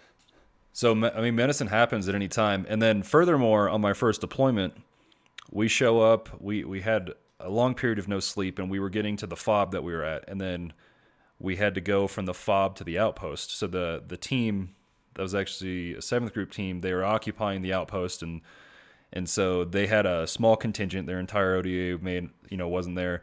And we were going to push a few guys there from our team, and I was one of them because I think they didn't have a medic. One of them, I think, got hurt. So they didn't have a Delta, and they requested one. And so within 24 hours of me showing up to the fob and thinking I'm going to have a few you're normally doing awful property things when you show up to a deployment. Mm-hmm. So I get on a bird with not that much notice and go to this outpost, and I was there for the next 6 weeks. But when I showed up, I think it was me and 2 other guys, and one of them is who helped put tourniquets on me eventually when I got hurt. We show up, and right away that team sergeant, whether he was echoing the things in Sage or it was just like a need thing, he was like, hey, my guys are sick. Can you go look at them? Go check out the pharmacy of what exists and see what if you can treat them, and then what you need to build that pharmacy up. So immediately I'm doing what essentially is Robin Sage stuff in a rural environment, but applied in Afghanistan. So it's like, both of our stories are paralleling that idea that you prepare in the course, and the course doesn't. In your case, you were well prepared for that specific function because of being a PJ. Our course, there's a lot of holes in it just because of the wide array of things you can encounter as a Green Beret and the wide array of deployments that we just referenced. But we showed up, and at the basic fundamentals, you had like you guys have medicine, but you also have personnel recovery, and you drill that way more than 18 Deltas do, and we learn a lot from you. I mean, the things I learned from PJ skids and how to hoist and everything, like I implemented that in medevac training all the way up until I got hurt, just as a side note. But yeah, we show up and you got to execute. So that's, I mean, once you're a dude, you're expected to do dude things. Yeah, gotta go do the job. Things. Yeah. It also makes me think about, you made a good point that you heard your instructors in your head. And there are certain elements of whether you're talking about tactics or medicine that are drilled in our heads because they matter and because they are lessons learned from guys that have done it many times before us. I think our schoolhouses do a good job of that, but it's the importance of the instructor. So, from my perspective, I did not want to go teach at SWIC, even though I know I would have enjoyed it. I just didn't want to live at Fort Bragg, and I wanted to be a dude, and I wanted to keep doing combat because combat was cool until it wasn't. And the instructors can play a huge role in the development of those students that are going through the course. And you kind of reference that with your time as an instructor. But I guess I want your opinion too, but I guess that's me kind of reminding the people that are in the pipelines that how they interact with the students, regardless if they're going to see him again or not. And Will Lindsay got killed on 21 March, and he was at he was a WLC instructor when I went through WLC. He wasn't my instructor, but it just so happened that I saw that guy in the course and then was on a team with him when I showed up, and then he got switched to a different team. But we see these guys again. But ignoring that, those lessons are going to have an impact on that individual or the individuals that you're teaching, and that could be in life or death situations. So what you gave me an example of the value of your instructors. What did you try to impart on your students as an instructor late in the pipeline where you were an instructor? It was culture. To be honest with you, it was that culture that I wanted to see. And the pitch, we did a lot of recruiting from the schoolhouse. We started a recruiting initiative because, just like you said, dudes don't want to go teach. Dudes want to be dudes. They want to keep going on their rotations. They want to keep going on their normal training cycles. You don't want to go take time out, especially if you think you're in your prime. You're like, I don't want to go now. Wait till I'm old. Wait till I'm broken. We actually started a recruiting initiative. When I would reach out to my friends that were PJs that were in that window to come instruct, I would tell them that they are able, if you want to make sure and protect the culture and the legacy that we've established lives on, I can tell you how to affect 25% of the career field every single year. You know how? Because we graduate about 100 students every year out of the pararescue pipeline, and that's about 20% of the entire place. So after 4 years, you yourself could personally interact with the entire career field. If you wanted to change a culture, that's how you would do it. So for me, that's what I would, talk about leadership early, talk about mental health early, talk about protecting yourself and your body early, talk about having open and honest conversations with the people in your life early, get them to have those coping mechanisms, get them to have those tools in the toolbox way earlier. The earlier you give those students those abilities to cope, they're going to be a better operator further in the future. So that's always what I focused on personally. And I never thought that I would get the job satisfaction out of being an instructor that I did, and again, it's always funny. Like I've talked to, many students, some of the guys that we just got here, I remember seeing their faces at the schoolhouse. So I'm sure they have a very different opinion of me as their team sergeant now, or as their troop chief now, than when I was their instructor. But it all remains, just like I feel different. I'm friends with some of the people that instructed me now. Like some of the people that were my instructors in the schoolhouse, I'm close friends with now. Like we've evolved to that relationship. But that doesn't mean that when they gave me that information, that input, that instructor isms, those things, it came from a place because if you're an instructor, you really want to help. You really want to help and protect the legacy of what you're involved in. And I always liked that. So when I went back to be an instructor, I wanted to focus on, I was never the cool instructor. I don't know how many students ever liked me. I was always very matter of fact with the students. Maybe I was overly dickish. I don't know. You'd have to ask them, but I always made it a point to be like, hey, you're not some piece of shit. You're not some guy that's going to graduate. Now you're not my problem anymore, man. You're my next team member. I have friends that that when they would PCS, I'm like, I know what team you're going to. I know what person runs that team. And I know the 3 or 4 guys that are on that team. And it's really important that you're a good PJ. And that's kind of how I went about being an instructor. It's interesting that you say that and have that mentality that the opinion of you might be different as an instructor and then as a team guy. It should be, because it 100% should be. Yeah, Sorry. Correct, because your function is different. And there's a guy in mind that was a team sergeant in my company. He's since continued moving up, but in the course, I did not like this guy, and Still don't really agree with some of the things he did, Yeah. but he's a guy that when I see him right now, I give him a hug. Yeah. And Absolutely. it's just interesting because I don't know. There's not a lot of looking back at it. I'm so removed from military life right now. And I've been hurt for a year, and I haven't really been doing it day to day.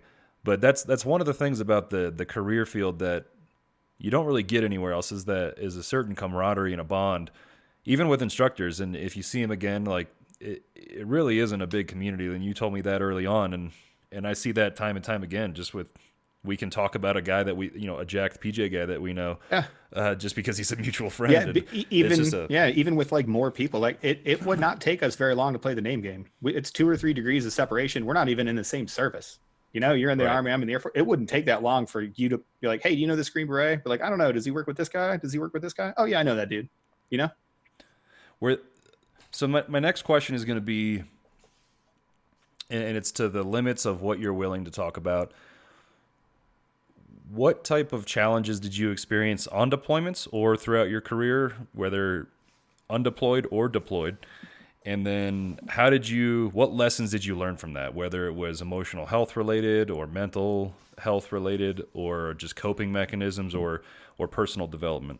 I would probably go, mental health 100%. And it's probably because the place that I'm at right now. So I worked with a combat controller. We just got the news yesterday. He unfortunately took his own life a couple days ago. So the community is dealing with a little bit of sorry to hear that. Yeah, it's a testament really. And unfortunately, when you look at SOF and when you look at special operations as a whole, it's an issue. Mental health needs to be addressed, and it's not just lip service. I would say that something that I wasn't well prepared for, and through no fault, those same instructors, by the way, through no fault of their own, those dudes, the guys that were instructing me, this was 2005. We'd been at war for 3 or 4 years. The special mission units were getting after it. Everybody else was doing stuff, but it's not the combat experience that the schoolhouse has today. And it's definitely not the focus on, mental health and personal health and personal safety stuff that we talk about today. But I'd say, the biggest challenge that I've had to deal with is loss. Loss of, I know that I'm not supposed to blame myself. I've treated patients that have died. I know that there have been patients that I've treated that were completely not viable, completely and totally. Right. Absolutely. If that injury would have happened in the operating room, there's nothing they could do. It doesn't mean Correct. I don't feel that loss. It doesn't mean that I don't think I could have done something better. And there's a couple that really, really, really close to breaking me. And, discovering those mental health tools later helped, but that meant I had a whole period where I was just not coping and not dealing and doing all of the terrible things wrong.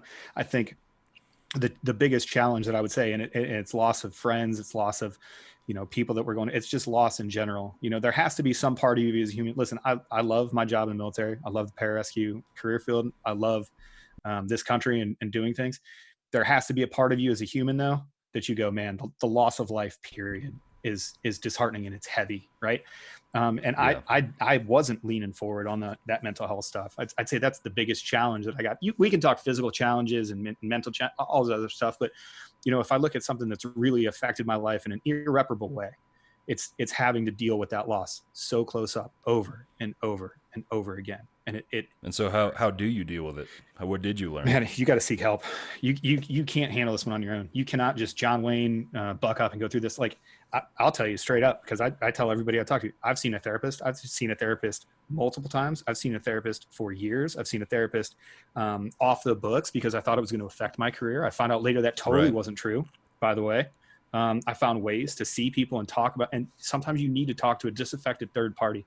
I am not making any claims about me having any sort of disorders afterwards. What I'm saying is it's affected my life negatively. And until I agreed that I had to reach out and actually ask for help, there have been times where you and I have talked on the phone. I'm just like, man, I'm screwed up right now. We got to talk. There have been times where I reached out to my friends like, hey, I'm struggling today, man. Like, I'm not doing good today. I need to have a good cry and kind of shut down because today's a tough one. Right.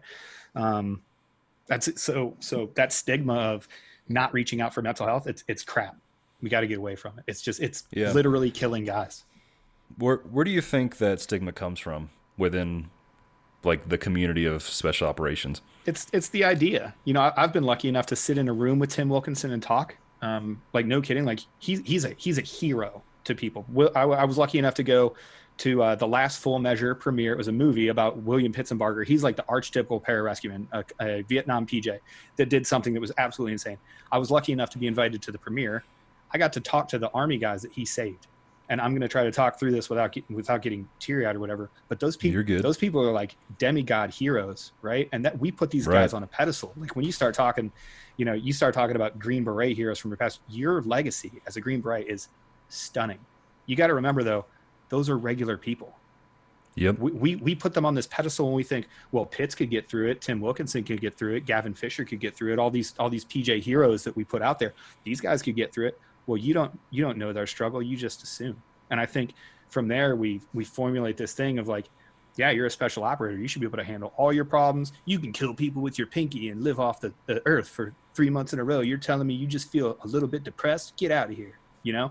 I think that's partially where it comes from. I do feel like it's changing though. I don't know how you feel about it. I think it is, but I want, in my current position, I want to do more. Like, I consider myself to be everybody's Delta that's a Green Beret right now, because I'm not going to function in the same way on a team again. I think that for me personally, I built up that stigma a little bit, creating this archetype of what a Green Beret is or isn't. And a lot of that was from reading books or, seeing the online forums of retired guys who are essentially crusty old guys, which I love you guys, but some of you are like crusty as shit. And and it's good to remember the lessons from them. I think the military is an interesting reflection of society, but it does lag it. And in society in general, that tough mentality that percolates into a stigma about emotional health resonates, and I think it's a generational thing. We have a lot more freedom, and we have a lot of different exposures and stressors from cell phones, and I won't get into my whole diatribe because I think I did that on the previous episode. But I do see a stigma issue. I also have lost a friend through suicide who was a Green Beret, and the unit has the resources there for us to get help. And I have also gotten counseling through the unit. We have both active duty personnel, and then we have civilian contractors equivalent. Yeah, it's the same on our side. We have a whole team, the POTIF team, the HPO team. And those are incredibly valuable. And it's okay to go see them and do it during work, and we usually schedule so we're not missing particular training or anything like that. However, when a guy does get to his breaking point, my perception is that there still is a stigma associated with it. A breaking point of like taking a knee and being like, hey, I'm suicidal or something like that. Mm-hmm. Because it takes a lot for a guy to actually admit that, because our units in particular do select for that teamwork and critical thinking. However, I mean, toughness is part of it. Yeah, you don't want to. You can't appear weak. And for so many of us, like when you say, "Hey, I got to tap out. I got to take a break. I can't go on this next deployment. I got to stay home for a little bit." Sometimes that's perceived as weakness, self-perception. I've personally had issues. I was newly married when I was in the course, especially in the beginning of the course, throughout the entire course. I was basically newly married, and hadn't spent a lot of time with any family period when I was in. And I remember before classing up with SOCM, I was supposed to have some permissive TDY. And just because of a numbers game of like there were slots, the people are supposed to fill those slots, their PT score sucked. Somehow I still scored really high 1 week after getting done with selection, which is very annoying. And I classed up right away and didn't have a break. And I was basically set on having that break. And I remember a Green Beret telling me, you just can't take a knee, man. That's just not how it is. You have to do this. You have to do your job. And which I disagree with. I disagree with that. Additionally, I remember asking, I had completed SOCM. There was about a month before classing up into another portion of the course. And they weren't really letting guys go on leave. I hadn't had any block leave. We didn't take it before leaving the schoolhouse. And I asked for leave, and my leave requests got folded into a paper airplane and thrown out the window when we were formation. So those are just very minor things that do have... I know it's stupid. It's stupid. It's stupid army. It's stupid army shit. So there are like these things that that's the type of thing that just builds up over time. And when that's in the formative years, I consider the pipelines of our respective jobs kind of formative, and the influence of a really good NCO and an instructor can really frame how you're going to conduct yourself on your job. And then what happens once you're there? Because I mean, I had a year of training, a pretty consistently, just like any soft job, a lot of high op tempo training to prepare for a combat deployment. And when you're new, you want to pour everything you have into it, and you want to prove yourself, and you want to be trusted, and you want to gain responsibility. And so you put everything you can into it. And when I've seen guys that have, put the white flag up and said, I need a break, it's difficult for those guys to kind of get accepted back into the fold and put back on teams. And maybe that's just my very limited experience, and it's not diming anything out. And I'm going off of the AAR mindset of that we can always be better. Mm-hmm. So what I want to do is influence conversations on how everyone thinks that we can improve the climate. Because one of the tenets of special operations is it's not that it's supposed to be. It is supposed to be, but it's humans are more important than hardware. Mm-hmm. And I would want us to always improve that, because you and I have said throughout this entire interview that people are what make these units, and that our personalities and culture, these things are so important, especially for you as a senior person, that I would always want not only the unit, but like the guys at the lowest levels and the guys that are instructing and so on, to consider how can we improve how we're taking care of ourselves. Yeah. And because you have to, is like, even if we didn't go to war, this would be a really intense job. Like, oh yeah. Like like for instance, you're going to jump out of an airplane tomorrow, yeah. And there are many people in the world that are absolutely terrified of doing that. But like, I'm assuming you're excited about it, and and it's fun. Well, it's actually all the way over on the other end. Like, it's the first time that I've jumped in a little bit, so I'm getting recurrent. But I'm going to basically go military skydiving tomorrow 3 times. But that's just like a blip. Like, I'm gonna wake up, I'm gonna go jump, and then I'm gonna come do some admin work. So those constant ramp all the way up to the most exciting thing that you could possibly do, and then ramp all the way down to just complete and total like mundaneness. Like the fact that we have to deregulate and regulate through that all the time, it's really taxing. I mean, even if there wasn't combat and loss, this would all be kind of challenging, because you know of this, but I have a friend named Sturgill Simpson. He's a musician, and so I like go on tour with him occasionally and talk about the Special Forces Foundation. Just a little flex from the man Justin Lascek. I just you can't just see it, but I'm flexing into the webcam, just a little flex on there. But the point is that like I'll tell him a story of something that happens in combat or something, and he'll just be sitting there and he'll go, "Man, that's fucking insane." Because it is. No, it's it. Because it is. Yeah.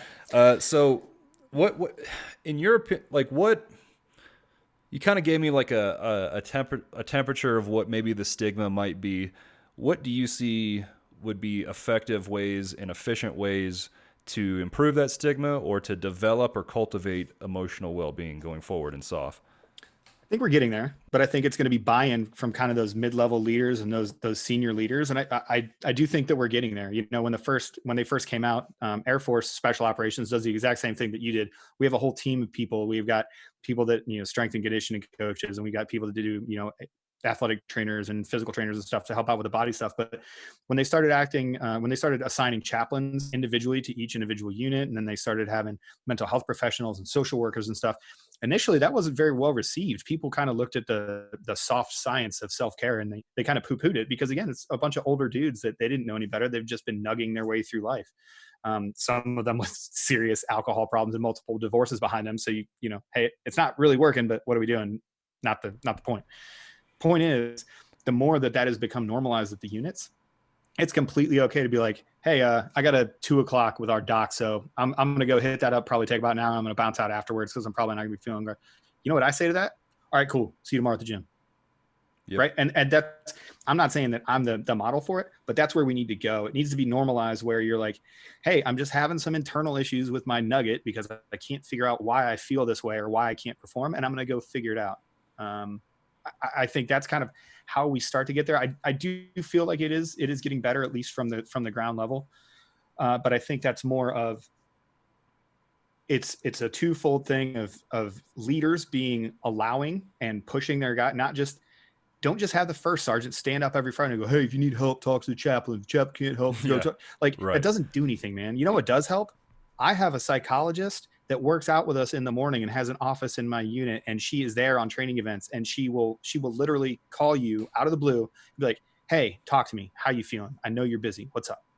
Like, that's how you change that. You professionalize that force and you make it okay for guys to seek that out. I think having, like you're saying, mid-level or even senior, you see that all the time in all organizations, especially ones that get big enough to be referred to as the military, but where things are a little archaic to change, and then you have people in the higher echelon that have been around for a long time. And something that always bothers me, and this is the case for like the American Medical Association and everything, that there are people that either this is the way it was done and therefore this is how it's going to continue, or that they're resistant to change in light of data. For example, like sleep data with residents and how they perform and what the level of error occurs just from lack of sleep is so blatant that we should have different standards in this country. So I guess this is more of like a larger thing. I don't like authority and stuff, so maybe that's it. But what I'm getting at is that I agree with you. And one of the things that my mid-level leadership that I cultivated on my own, but also learned from my team sergeant that I've told you about a few times, is having an identity outside of this job. And I'm curious to see how important you think that is and how you can cultivate that with a job that has such a high demand for doing work. Yeah. Well, I will tell you, number one, my work-life balance sucks. I am terrible at it. Like I'm just one of those guys that I will just put my head down and I'll be at work too late. I'll be doing stuff. And even if I'm not at work, I'm thinking about stuff, or, just, I tend to take on too much. So I'll tell you, this is a guy that struggles with it, with work-life balance and having an identity outside the job. You have to be able to put it down. You have to be able to walk away from it. You have to be able to cultivate your own identity so that you realize that not everything is wrapped up. If your only identity is work, if work doesn't go well, what else are you going to lean on? When you go home, what are you going to do? Just be mad about work? Like, you have to be able to transition between these things. And oh, by the way, this is not a lifetime endeavor. A military career is only 30 years if you stay in as long as you possibly can. You can have a whole other life. If you got in at 18 years old and retired, somehow stayed in for all 30 years, which is the top, you'd be 48 years old. That's a whole other life. That's 25 or 30 more years of your time. Like, what are you going to do? So I think work-life balance is important. I think finding an identity outside the military, finding a hobby that you connect with, and running with different circles of people, that is the most important. I love doing jiu-jitsu. It's one of my favorite things to do. I definitely fell off kind of during the holidays because I got too busy. And then the obviously the COVID going on right now, we can't be jiu-jitsu is pretty much closer than 6 feet together. So, but it's one of those things, like, jiu-jitsu people are their own tribe, and it's good to go talk to them. And it's almost good to kind of forget. There's a lot of times where I'm like, I don't want to talk about work. I'd rather let's just talk about jiu-jitsu. What do you do on the weekends? You go surf and you live in a van? Tell me about that. Let's do that. Let's develop this friendship here, Yeah. I want to point something else out to you too, which I know you inherently know this, but I'm intimately aware of this, is that if your identity is doing special operations or law enforcement, firefighter, whatever it is that a person might be doing, especially when it has a physical demand in order to do it, and then something happens out of your control that means that you will not be able to do it the same way, like your legs getting fucking blown off. I'll give you another example that just is from training, just from doing a static line jump, which, I don't represent the DOD, but I think static line jumping, especially for SOF, is fucking retarded because it's so injurious. Yeah. But I had a friend, and he had some sort of very bad fracture in his foot and ankle area to the point where he had chronic nerve pain a year later, and he got an elective amputation. And he told me that when he walked into that surgery, it was the happiest day of his life. But that dude doesn't have a foot right now just from training. Mm-hmm. And he's still on a team. He's still operational, but his life is forever changed. And the only point that I'm making is that sometimes there are circumstances where there's just flat out medical stuff or injuries or otherwise that will change how your body can work. Anybody that, especially when the world resumes and you go drive your vehicle, like, that's where most amputations occur, and they're usually above the knee. And something can change everything in your life that limits you from being able to be a dude on the line doing a pretty sweet job. Yeah. And so my challenge to you or anybody that has the ability to influence their local command climate or their local culture is to try and push dudes into developing themselves outside of the job. As someone who is a self-described workaholic, and my team sergeant is too, even though that's one of the things that he finds valuable.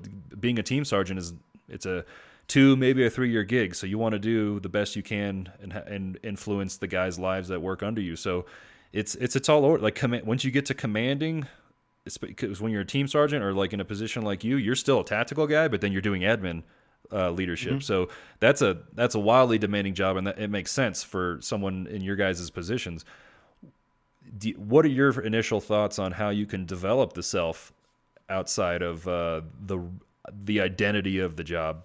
You just have to get to a place where you realize that what you do should not become who you are. Like, you are your own person. You should develop yourself, like really look inside and try to develop who you are. Like, who am I as a person? What do I actually value? And if you happen to have a job that aligns with that completely, awesome. You've done it. I feel like I do. I feel like I know who I am as a person. I'm figuring it out daily, and, I'll surprise myself every once in a while, or I'll have a bad day and I'll be like, oh, wow, why did I react like that? I really need to think about that. But I love pararescue. I love the community. When I'm ready to retire, I'm going to hang it up, and there'll be great times, but don't let what you do become who you are.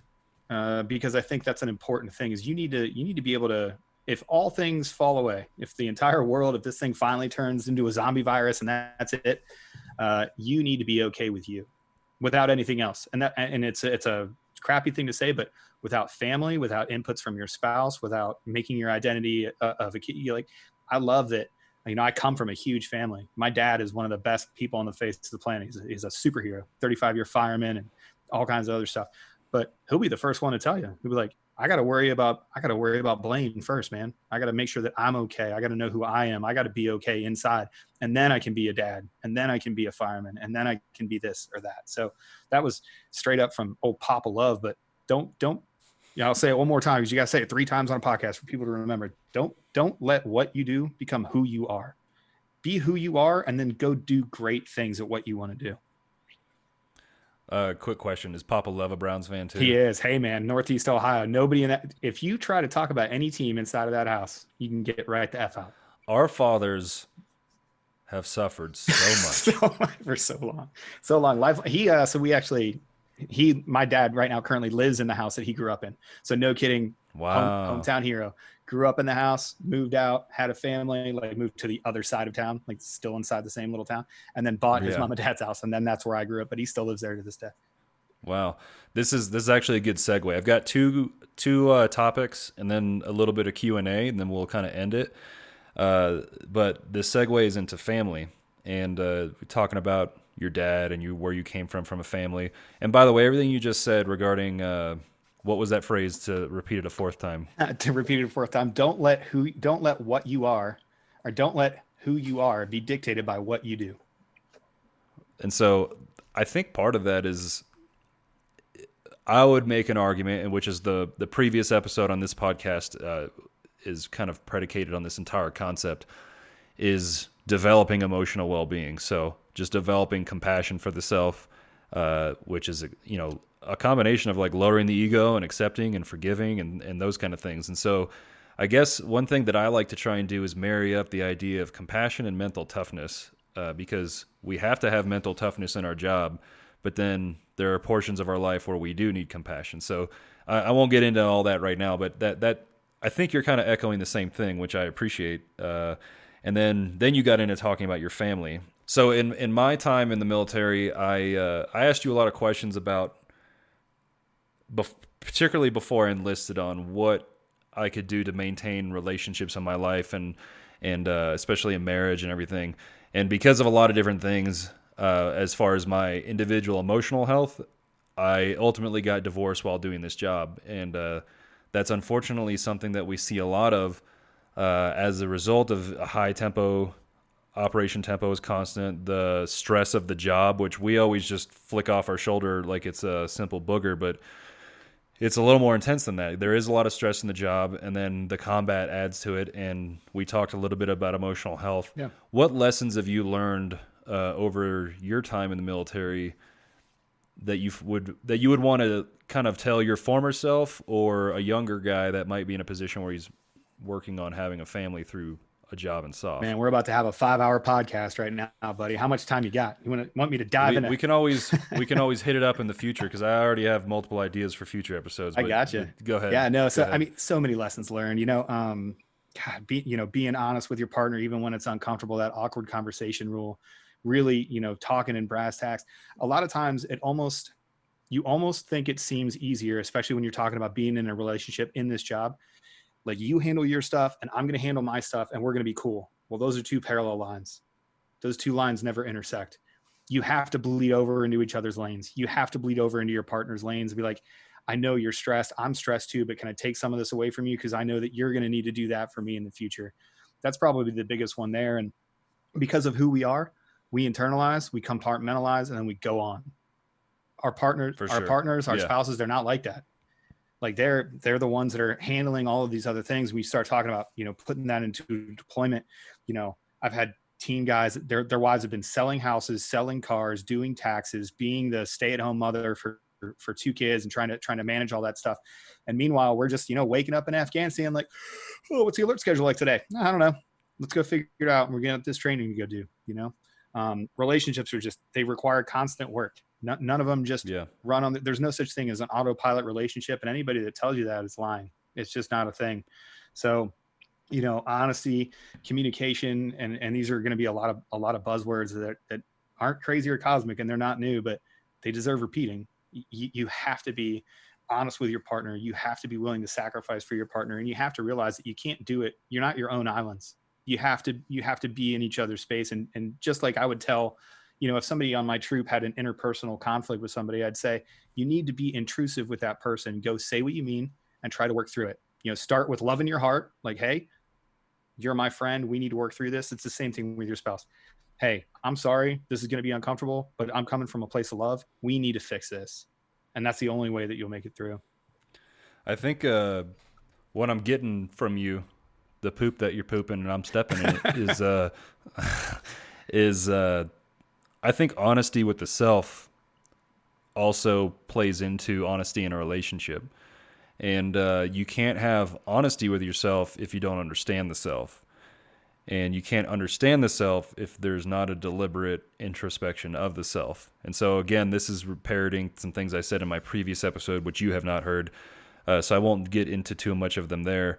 But there's some, just to kind of ping some of these resources that I found very valuable in my development that I've spent an abnormal amount of time journaling about. There are 2 books in particular I think are valuable for the pillars of emotional health that I talked about in the previous episode. One of them is Nonviolent Communication, in which I think the foundations for introspection, communication, and empathy are laid out. And there's a book by Brene Brown called The Gifts of Imperfection. And that basically results in developing self-compassion. And and to give you kind of the cliff notes, since we haven't talked about this, kind of by exploring the fears and shame and vulnerabilities of the self and understanding them and accepting them, and then being able to communicate those things, which is scary because I'd rather walk on a trail that's supposed to have IEDs on it than like talk about my feelings. Oh man. So that should tell you something, because my ass is fucking blown up on one of those trails. Nothing will jack my heart rate up more than a text message from somebody that I care about that says, "Hey, do you have time to talk?" Yeah. I'm sorry, man. It's terrifying. And I've just developed this, because I've screwed up enough that some people are like, "Hey, I need to talk to you all the time." That's the easiest way. Just text me and put, "Hey, we need to talk." And my heart rate will go to like 140. Yeah. But I think, personally, from doing it so much, but I have the time to, which is difficult when you're like an active duty PJ or GB and you just don't have the time to do this stuff. And when I was active, or before the blast, and when I was journaling, I really only could do it on the weekends, because just the weekdays are just so big. You're physically training, you're doing stuff at work, you're doing the admin, you're preparing for things. The work is never done. But I think cultivating that relationship with the self, starting with understanding the self. So that goes into the previous podcast. If you want to hear about more about that, then go there. And I'm gonna kind of shift the gears and push into another topic that another type of topic that we're not going to really get into right now, and I think that you have a valuable background in, is strength and conditioning regarding SOF. And I'll let you give like a little tidbit on like your general philosophy, but I think what we're going to have to do is just bring you back on for like we're over 2 hours right now. I think we could almost do the same amount of time just talking about strength and conditioning and doing a Q&A for that. For sure. Yeah. Regarding the job, because there are a lot of things that I did in preparation where I looked back and I'm like, I was right. I tested it finally, and I was right about all this shit that I was teaching guys that gave me that feedback, but I personally saw that it was right. So generally, knowing that we're going to get into that, we're going to deep dive in the future. What's your general approach to strength and conditioning? And I guess we'll focus on the job because we know it's a little different for selection and pipeline. But like for the job, what's your approach to strength and conditioning? Strength is king, cardio is queen, mobility, durability, all the time. If you can't train anything else, train the legs. The legs drive the wolf. If you need to prioritize something that you're going to do, strength, cardio, lower body focus with good mobility and recovery afterwards, with a proper nutrition plan laying the bedrock for everything. I think if you do that as a generality, you're well set up to do the job.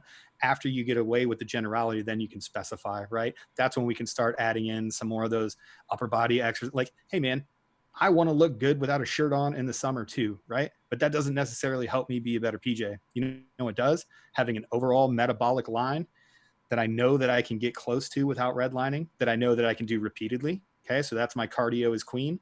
But the bedrock of all that being strength is king. I need to be physically strong enough to perform all the tasks in my job. Right. So as you well know, you can maintain strength as a physical and adaptation much longer than you can cardio. So cardio, while it is inherently important, like you can't just jack steel and get huge, you still have to do some cardio. But you should give it, except for that fucking guy we were talking about earlier. Well, he's got good cardio. What the hell? I'm telling you, he's still got good cardio. It's a physical freak. But I think, you start off with that good, solid nutrition, whatever that looks like for you. Strength is king, cardio is queen, mobility, durability, and train the legs if you don't have any other choice. I think, and that's, again, I'll deep dive the crap out of it because I've learned a lot from you, and it's one of the passions from mine. From a lifetime of doing it every day for 2 hours every single morning. Like that's how we start our day, 07 to 09 in the gym, working out, strength and conditioning all day. Yep. I've been in shape. I've been out of shape. I've been in, close to the best shape of my life. I've been out on training events where I was like, holy cow, I don't know what I've been doing for the past 2 months, but I am not physically prepared for this specific event right now. And sometimes you got to change it. Yeah. And it's funny because it's another way of saying just do strength and conditioning intelligently. Yeah. That the foundation of strength is applied into the conditioning. Everything is done with real movements, through taking all the musculature through a full range of motion, developing the metabolic engine that is relevant to the job, which also includes having to withstand wearing kit and extra gear, oftentimes some sort of ruck. And I've seen your like PJ loadouts where you have like an Alice frame with like ropes and all the jaws. It ain't light, extraction tools that you guys have that you might have to hump in, and then doing that in environments that replicate that where your mission is going to occur. And in Colorado, we're fortunate that we have the geography to emulate what we see in Afghanistan quite a bit. So yeah, that's something that I like your synopsis, and that's something that we're definitely going to talk about in the future because I think it's valuable, and I don't think it's done really well all the time, even in our units. And I've been to your guys' strength and conditioning facility at Nellis and met the coach there. And we have really good coaches at 10th Special Forces Group, and it's called the Thor 3 program. And so we're essentially, AFSOC and our USASOC stuff, we're modeling each other. And I like that. I'm pretty sure those coaches know at least your coaches and our coaches in these two locations I mentioned. I think they know each other, and they're developing their own culture, which is different than the collegiate strength and conditioning realm, and then the fitness realm, and like whether you're talking about CrossFit or powerlifting, that kind of like online strength and conditioning community. So I think that they're starting to like really get it, and yeah, we're gonna definitely dive into that in the future because that's my background. Yeah. It's a passion that both of us have, and yeah, I think it'll be fun. So now I'm going to get into some Q&A stuff. I put out on Instagram some questions. You're going to hear some familiar faces, maybe Here some we go. buddies. I'm scrolling through right now. But some of these questions we address, so I'm not going to mention the person's name because, I don't know, the internet's weird, and I don't want people to get bullied Don't worry or about it. whatever the fuck. I don't know. I'll be the only one that gets bullied. It's fine. I think you're going to have a very succinct answer to this, but it'll allow me to continue looking for the questions. So this person asked, if someone's not physically active and still wants to try out to be a PJ, do they need to be in shape before, or can they get in shape during PJ training? Absolutely not. So we have an entrance test. It's the pass test. Your average coming off the couch sort of person is not going to be able to pass the pass test to an acceptable minimum level. I'll just tell you straight up. So if you're asking me, there's a difference between like the sedentary individual that is the focus of this question, right? Average Joe American that is not an athlete and has had no previous physical training, are you going to be able to get up and pass that pass test and then get in shape in the training? Absolutely not. We talk about it all the time on One's Ready, though.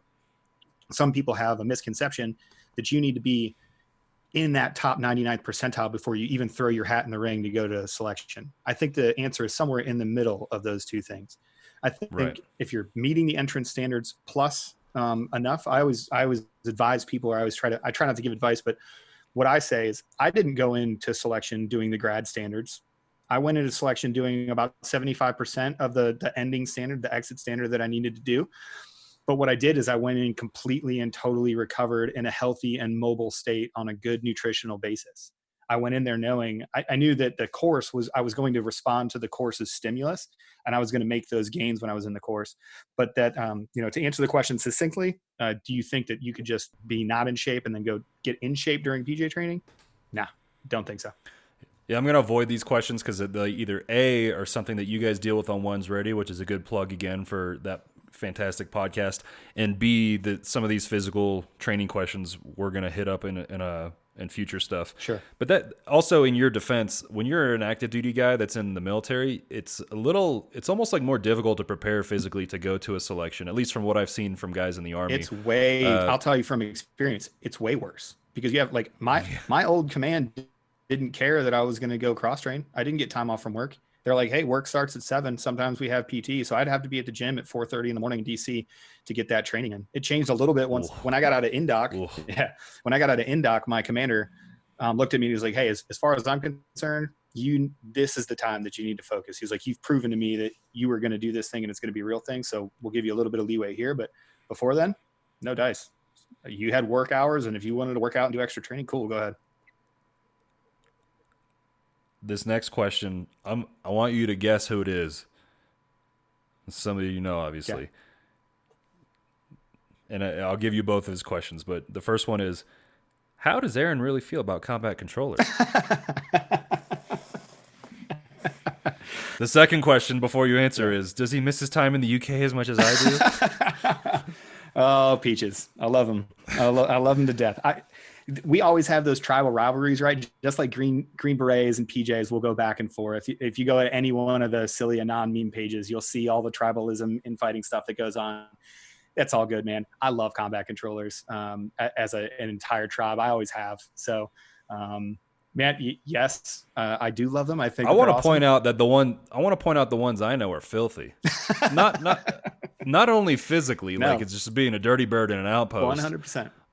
But they've got a filthy mouth, which I am a fan of. I'm just pointing out. It's all part of the allure, man. That scarlet beret goes on there. There's just something special about it. Not mad at it at all.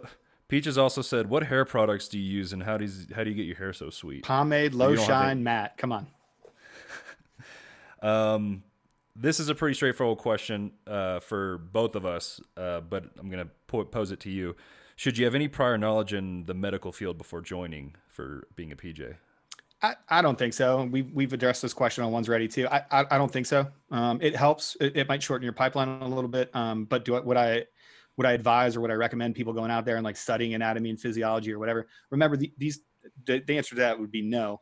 The courses are designed to take you from zero medical knowledge to an appropriate level of medical knowledge in the course of the course. So I say no, but I know people have different opinions.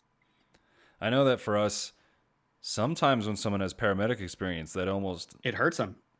It almost is a thing where, okay, we don't want that guy to be a Delta because either A, they have ingrained habits or techniques or whatever, or B, they would rather have a more well-rounded Green Beret who has medical experience that is now like a weapons guy or an engineer and so on. Next question.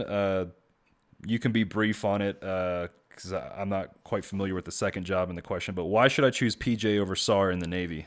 Okay, I don't think you should. I think you should look at the mission sets and what it is that you want to do. They're two completely different jobs.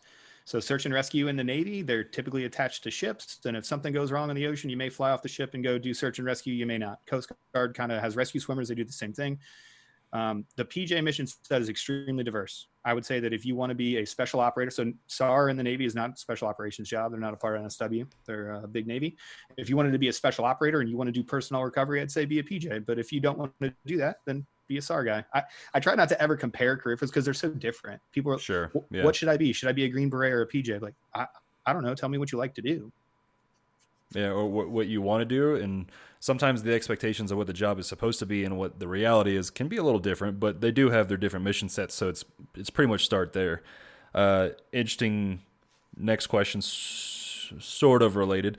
The difference between what PJs and crows do during operations. So little of a misnomer. So crows are the officer components for PJ and special tactics teams. So they're actually separate career fields. So they focus on up and out management of the overall battlefield. They're essentially the ground force commander of the operation that's going on if we're operating in a team like that. So PJs are medically focused and technical rescues focused. They're the problem fixers. So team members, element leaders, team leaders as PJs, you're fixing the actual problem. The crow is facilitating the entire operation. Sometimes that's on the ground with you. Sometimes it's from an airborne platform. Most of the times it's usually on the ground with you, but crows have a different mission set and it's they're not PJ officers. That's a pretty common misconception. And when I say they're not PJ officers, what I mean is they're two different career fields they still wear a maroon beret. They still go through the same pipeline. It's just being a SEAL officer, you're a SEAL. You have all the same effects. You're just in charge as a SEAL officer. It's not the same. It's actually two different career fields. One of the questions is specific to you, and it's very open-ended. It's where do you find your motivation today? Today is I got a whole bunch of stuff done. I felt like I got a bunch of admin tasks knocked down. It's all good. Motivation in general is tough. I think you have to find your why. Like Simon Sinek, start with why. I have a very, very solidified why. My why is I am here to deploy teams and bring everybody home. I can find motivation in that. If I don't feel like working out, I'll be like, hey man, you can't do your why unless you go get this workout in. I know it sucks. You can't do your why unless you get these admin reports done. So for me, it's always, back to my why and be motivated. And so I think motivation is sometimes, motivation is almost a crutch. Like, hey man, is it motivation that you need, or is it time management and discipline that you need? Yeah, I'm trying to marry up those ideas of mental toughness and compassion, especially for the self. But I think you're kind of drawing off of that philosophy that Jocko puts out quite a bit, which is the ownership of your time management, and that it's not a motivation issue, it's a discipline issue. Yeah. So it's a real and interesting concept. The question is like, is there too much work in it? And we kind of talked about that earlier. Mm-hmm. Then the next question. So a lot of these questions, as I was scanning through them when you were talking, we've pretty much addressed. Okay. So just because I don't ask you guys the specific questions doesn't mean that we don't find them valuable. Here's one, and I think like just distinguishing these two things might be interesting for people if they're still listening for this part of it. Sure. But one of them was like, what's the better medic, 18 Delta or PJ? Or Ranger Medic or Navy SARC or SODIC. Sure. Listen, man, I don't know. Like I would never think in the world that I would open up a field clinic and that I would just like, some weird scenario where they're like, here's a PJ, here's an 18 Delta. They're both going to run field medicine. We're not going to tell you which is which, and you have to decide who, and then that's the better medic. That's ridiculous. Definitely. So I try not to compare them. I think they're all great. I think for what they are but it comes down to a man. Comes down to a man. I've met some PJs that ran circles around me in medicine. I consider myself a pretty good medicine provider at one point or another. I think I'm pretty okay.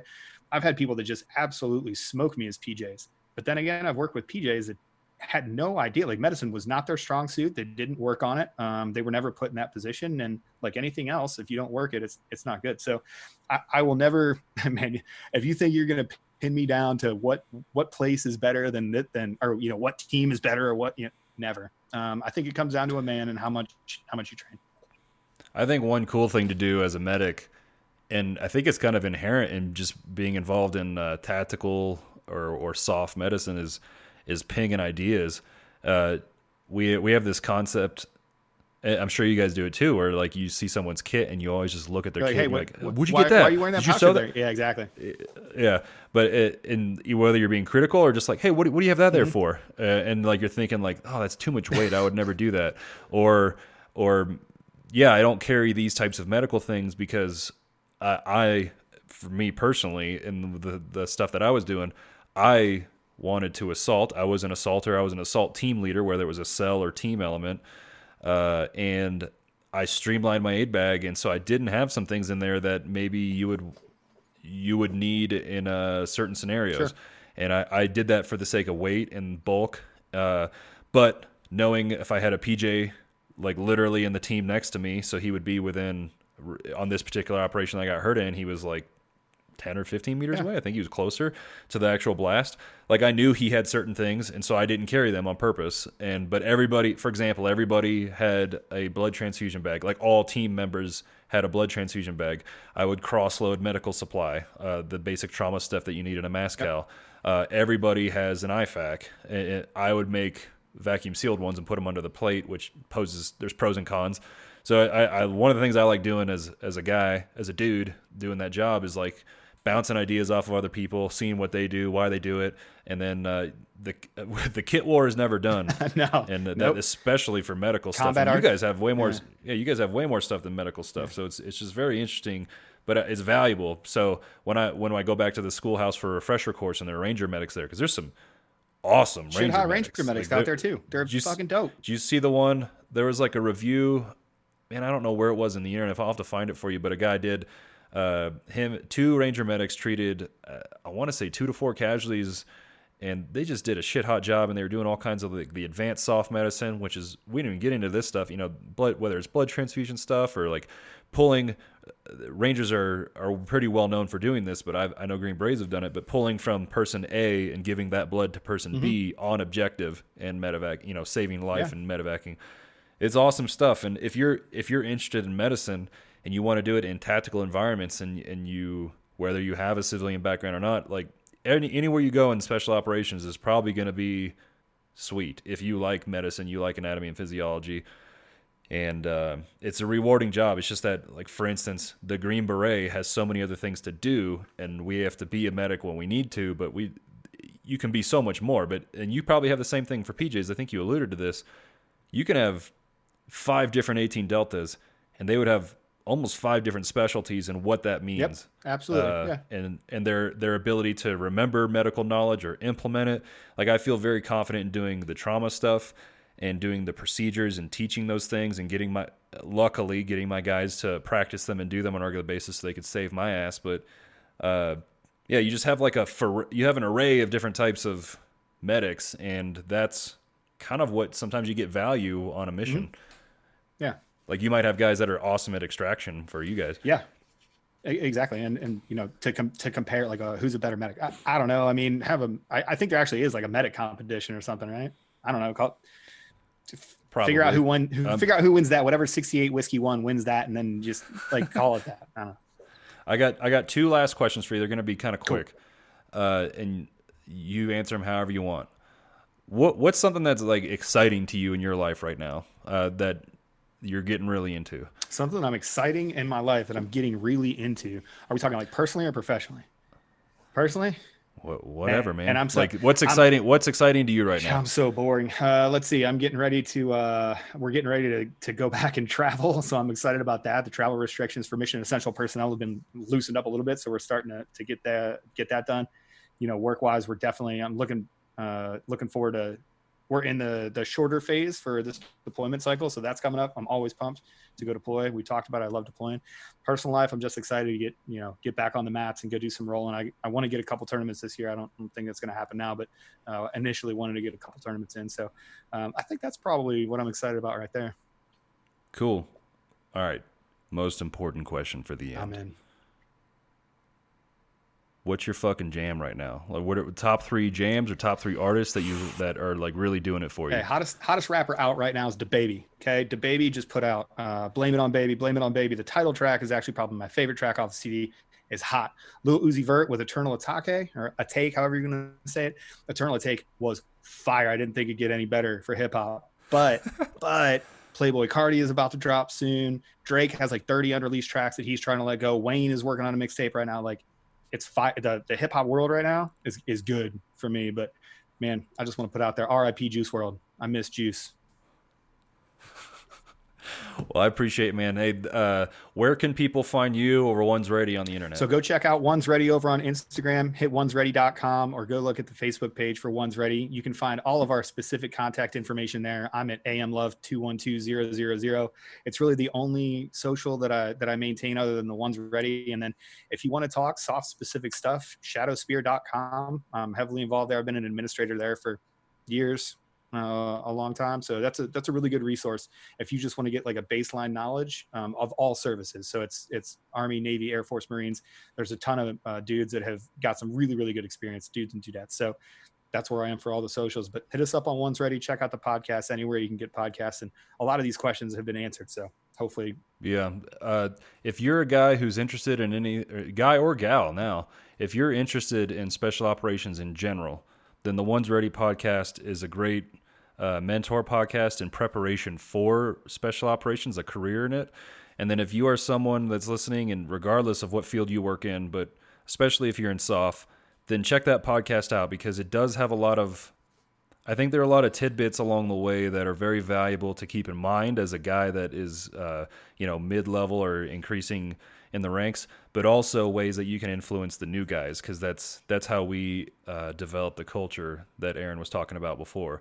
And I appreciate you, man. Yeah. It's been a blast. I appreciate it too, man. I'm grateful. Anytime you want to come on, you let us know, and I appreciate you too. I'm glad to see you crushing it out here. Appreciate it. And then so we'll see you on One's Ready, and then we'll have you back on this because we got to talk about strength and conditioning for sure. But thank you so much, ladies and gentlemen. Aaron Love. Anytime you want. Thanks for having me on. Right on. And thank you for downloading and listening to the Justin Lascek podcast, and any support you give it on any podcasting platform, including reviews. You can find more about Aaron at amlove212000 on Instagram. The One's Ready podcast is also at One's Ready on Instagram. And don't forget about the Dick Daddy Survival School. It's on shop.sturgillsimpson.com. All of the proceeds go to various charities. You can always go to the specialforcesfoundation.org if you decide to contribute to any of the Gold Star families. And I appreciate and am honored if you would consider doing so. And if not, you can just share some of this stuff. You don't always have to give your hard-earned money. So thank you so much for listening, and have a rock and roll day.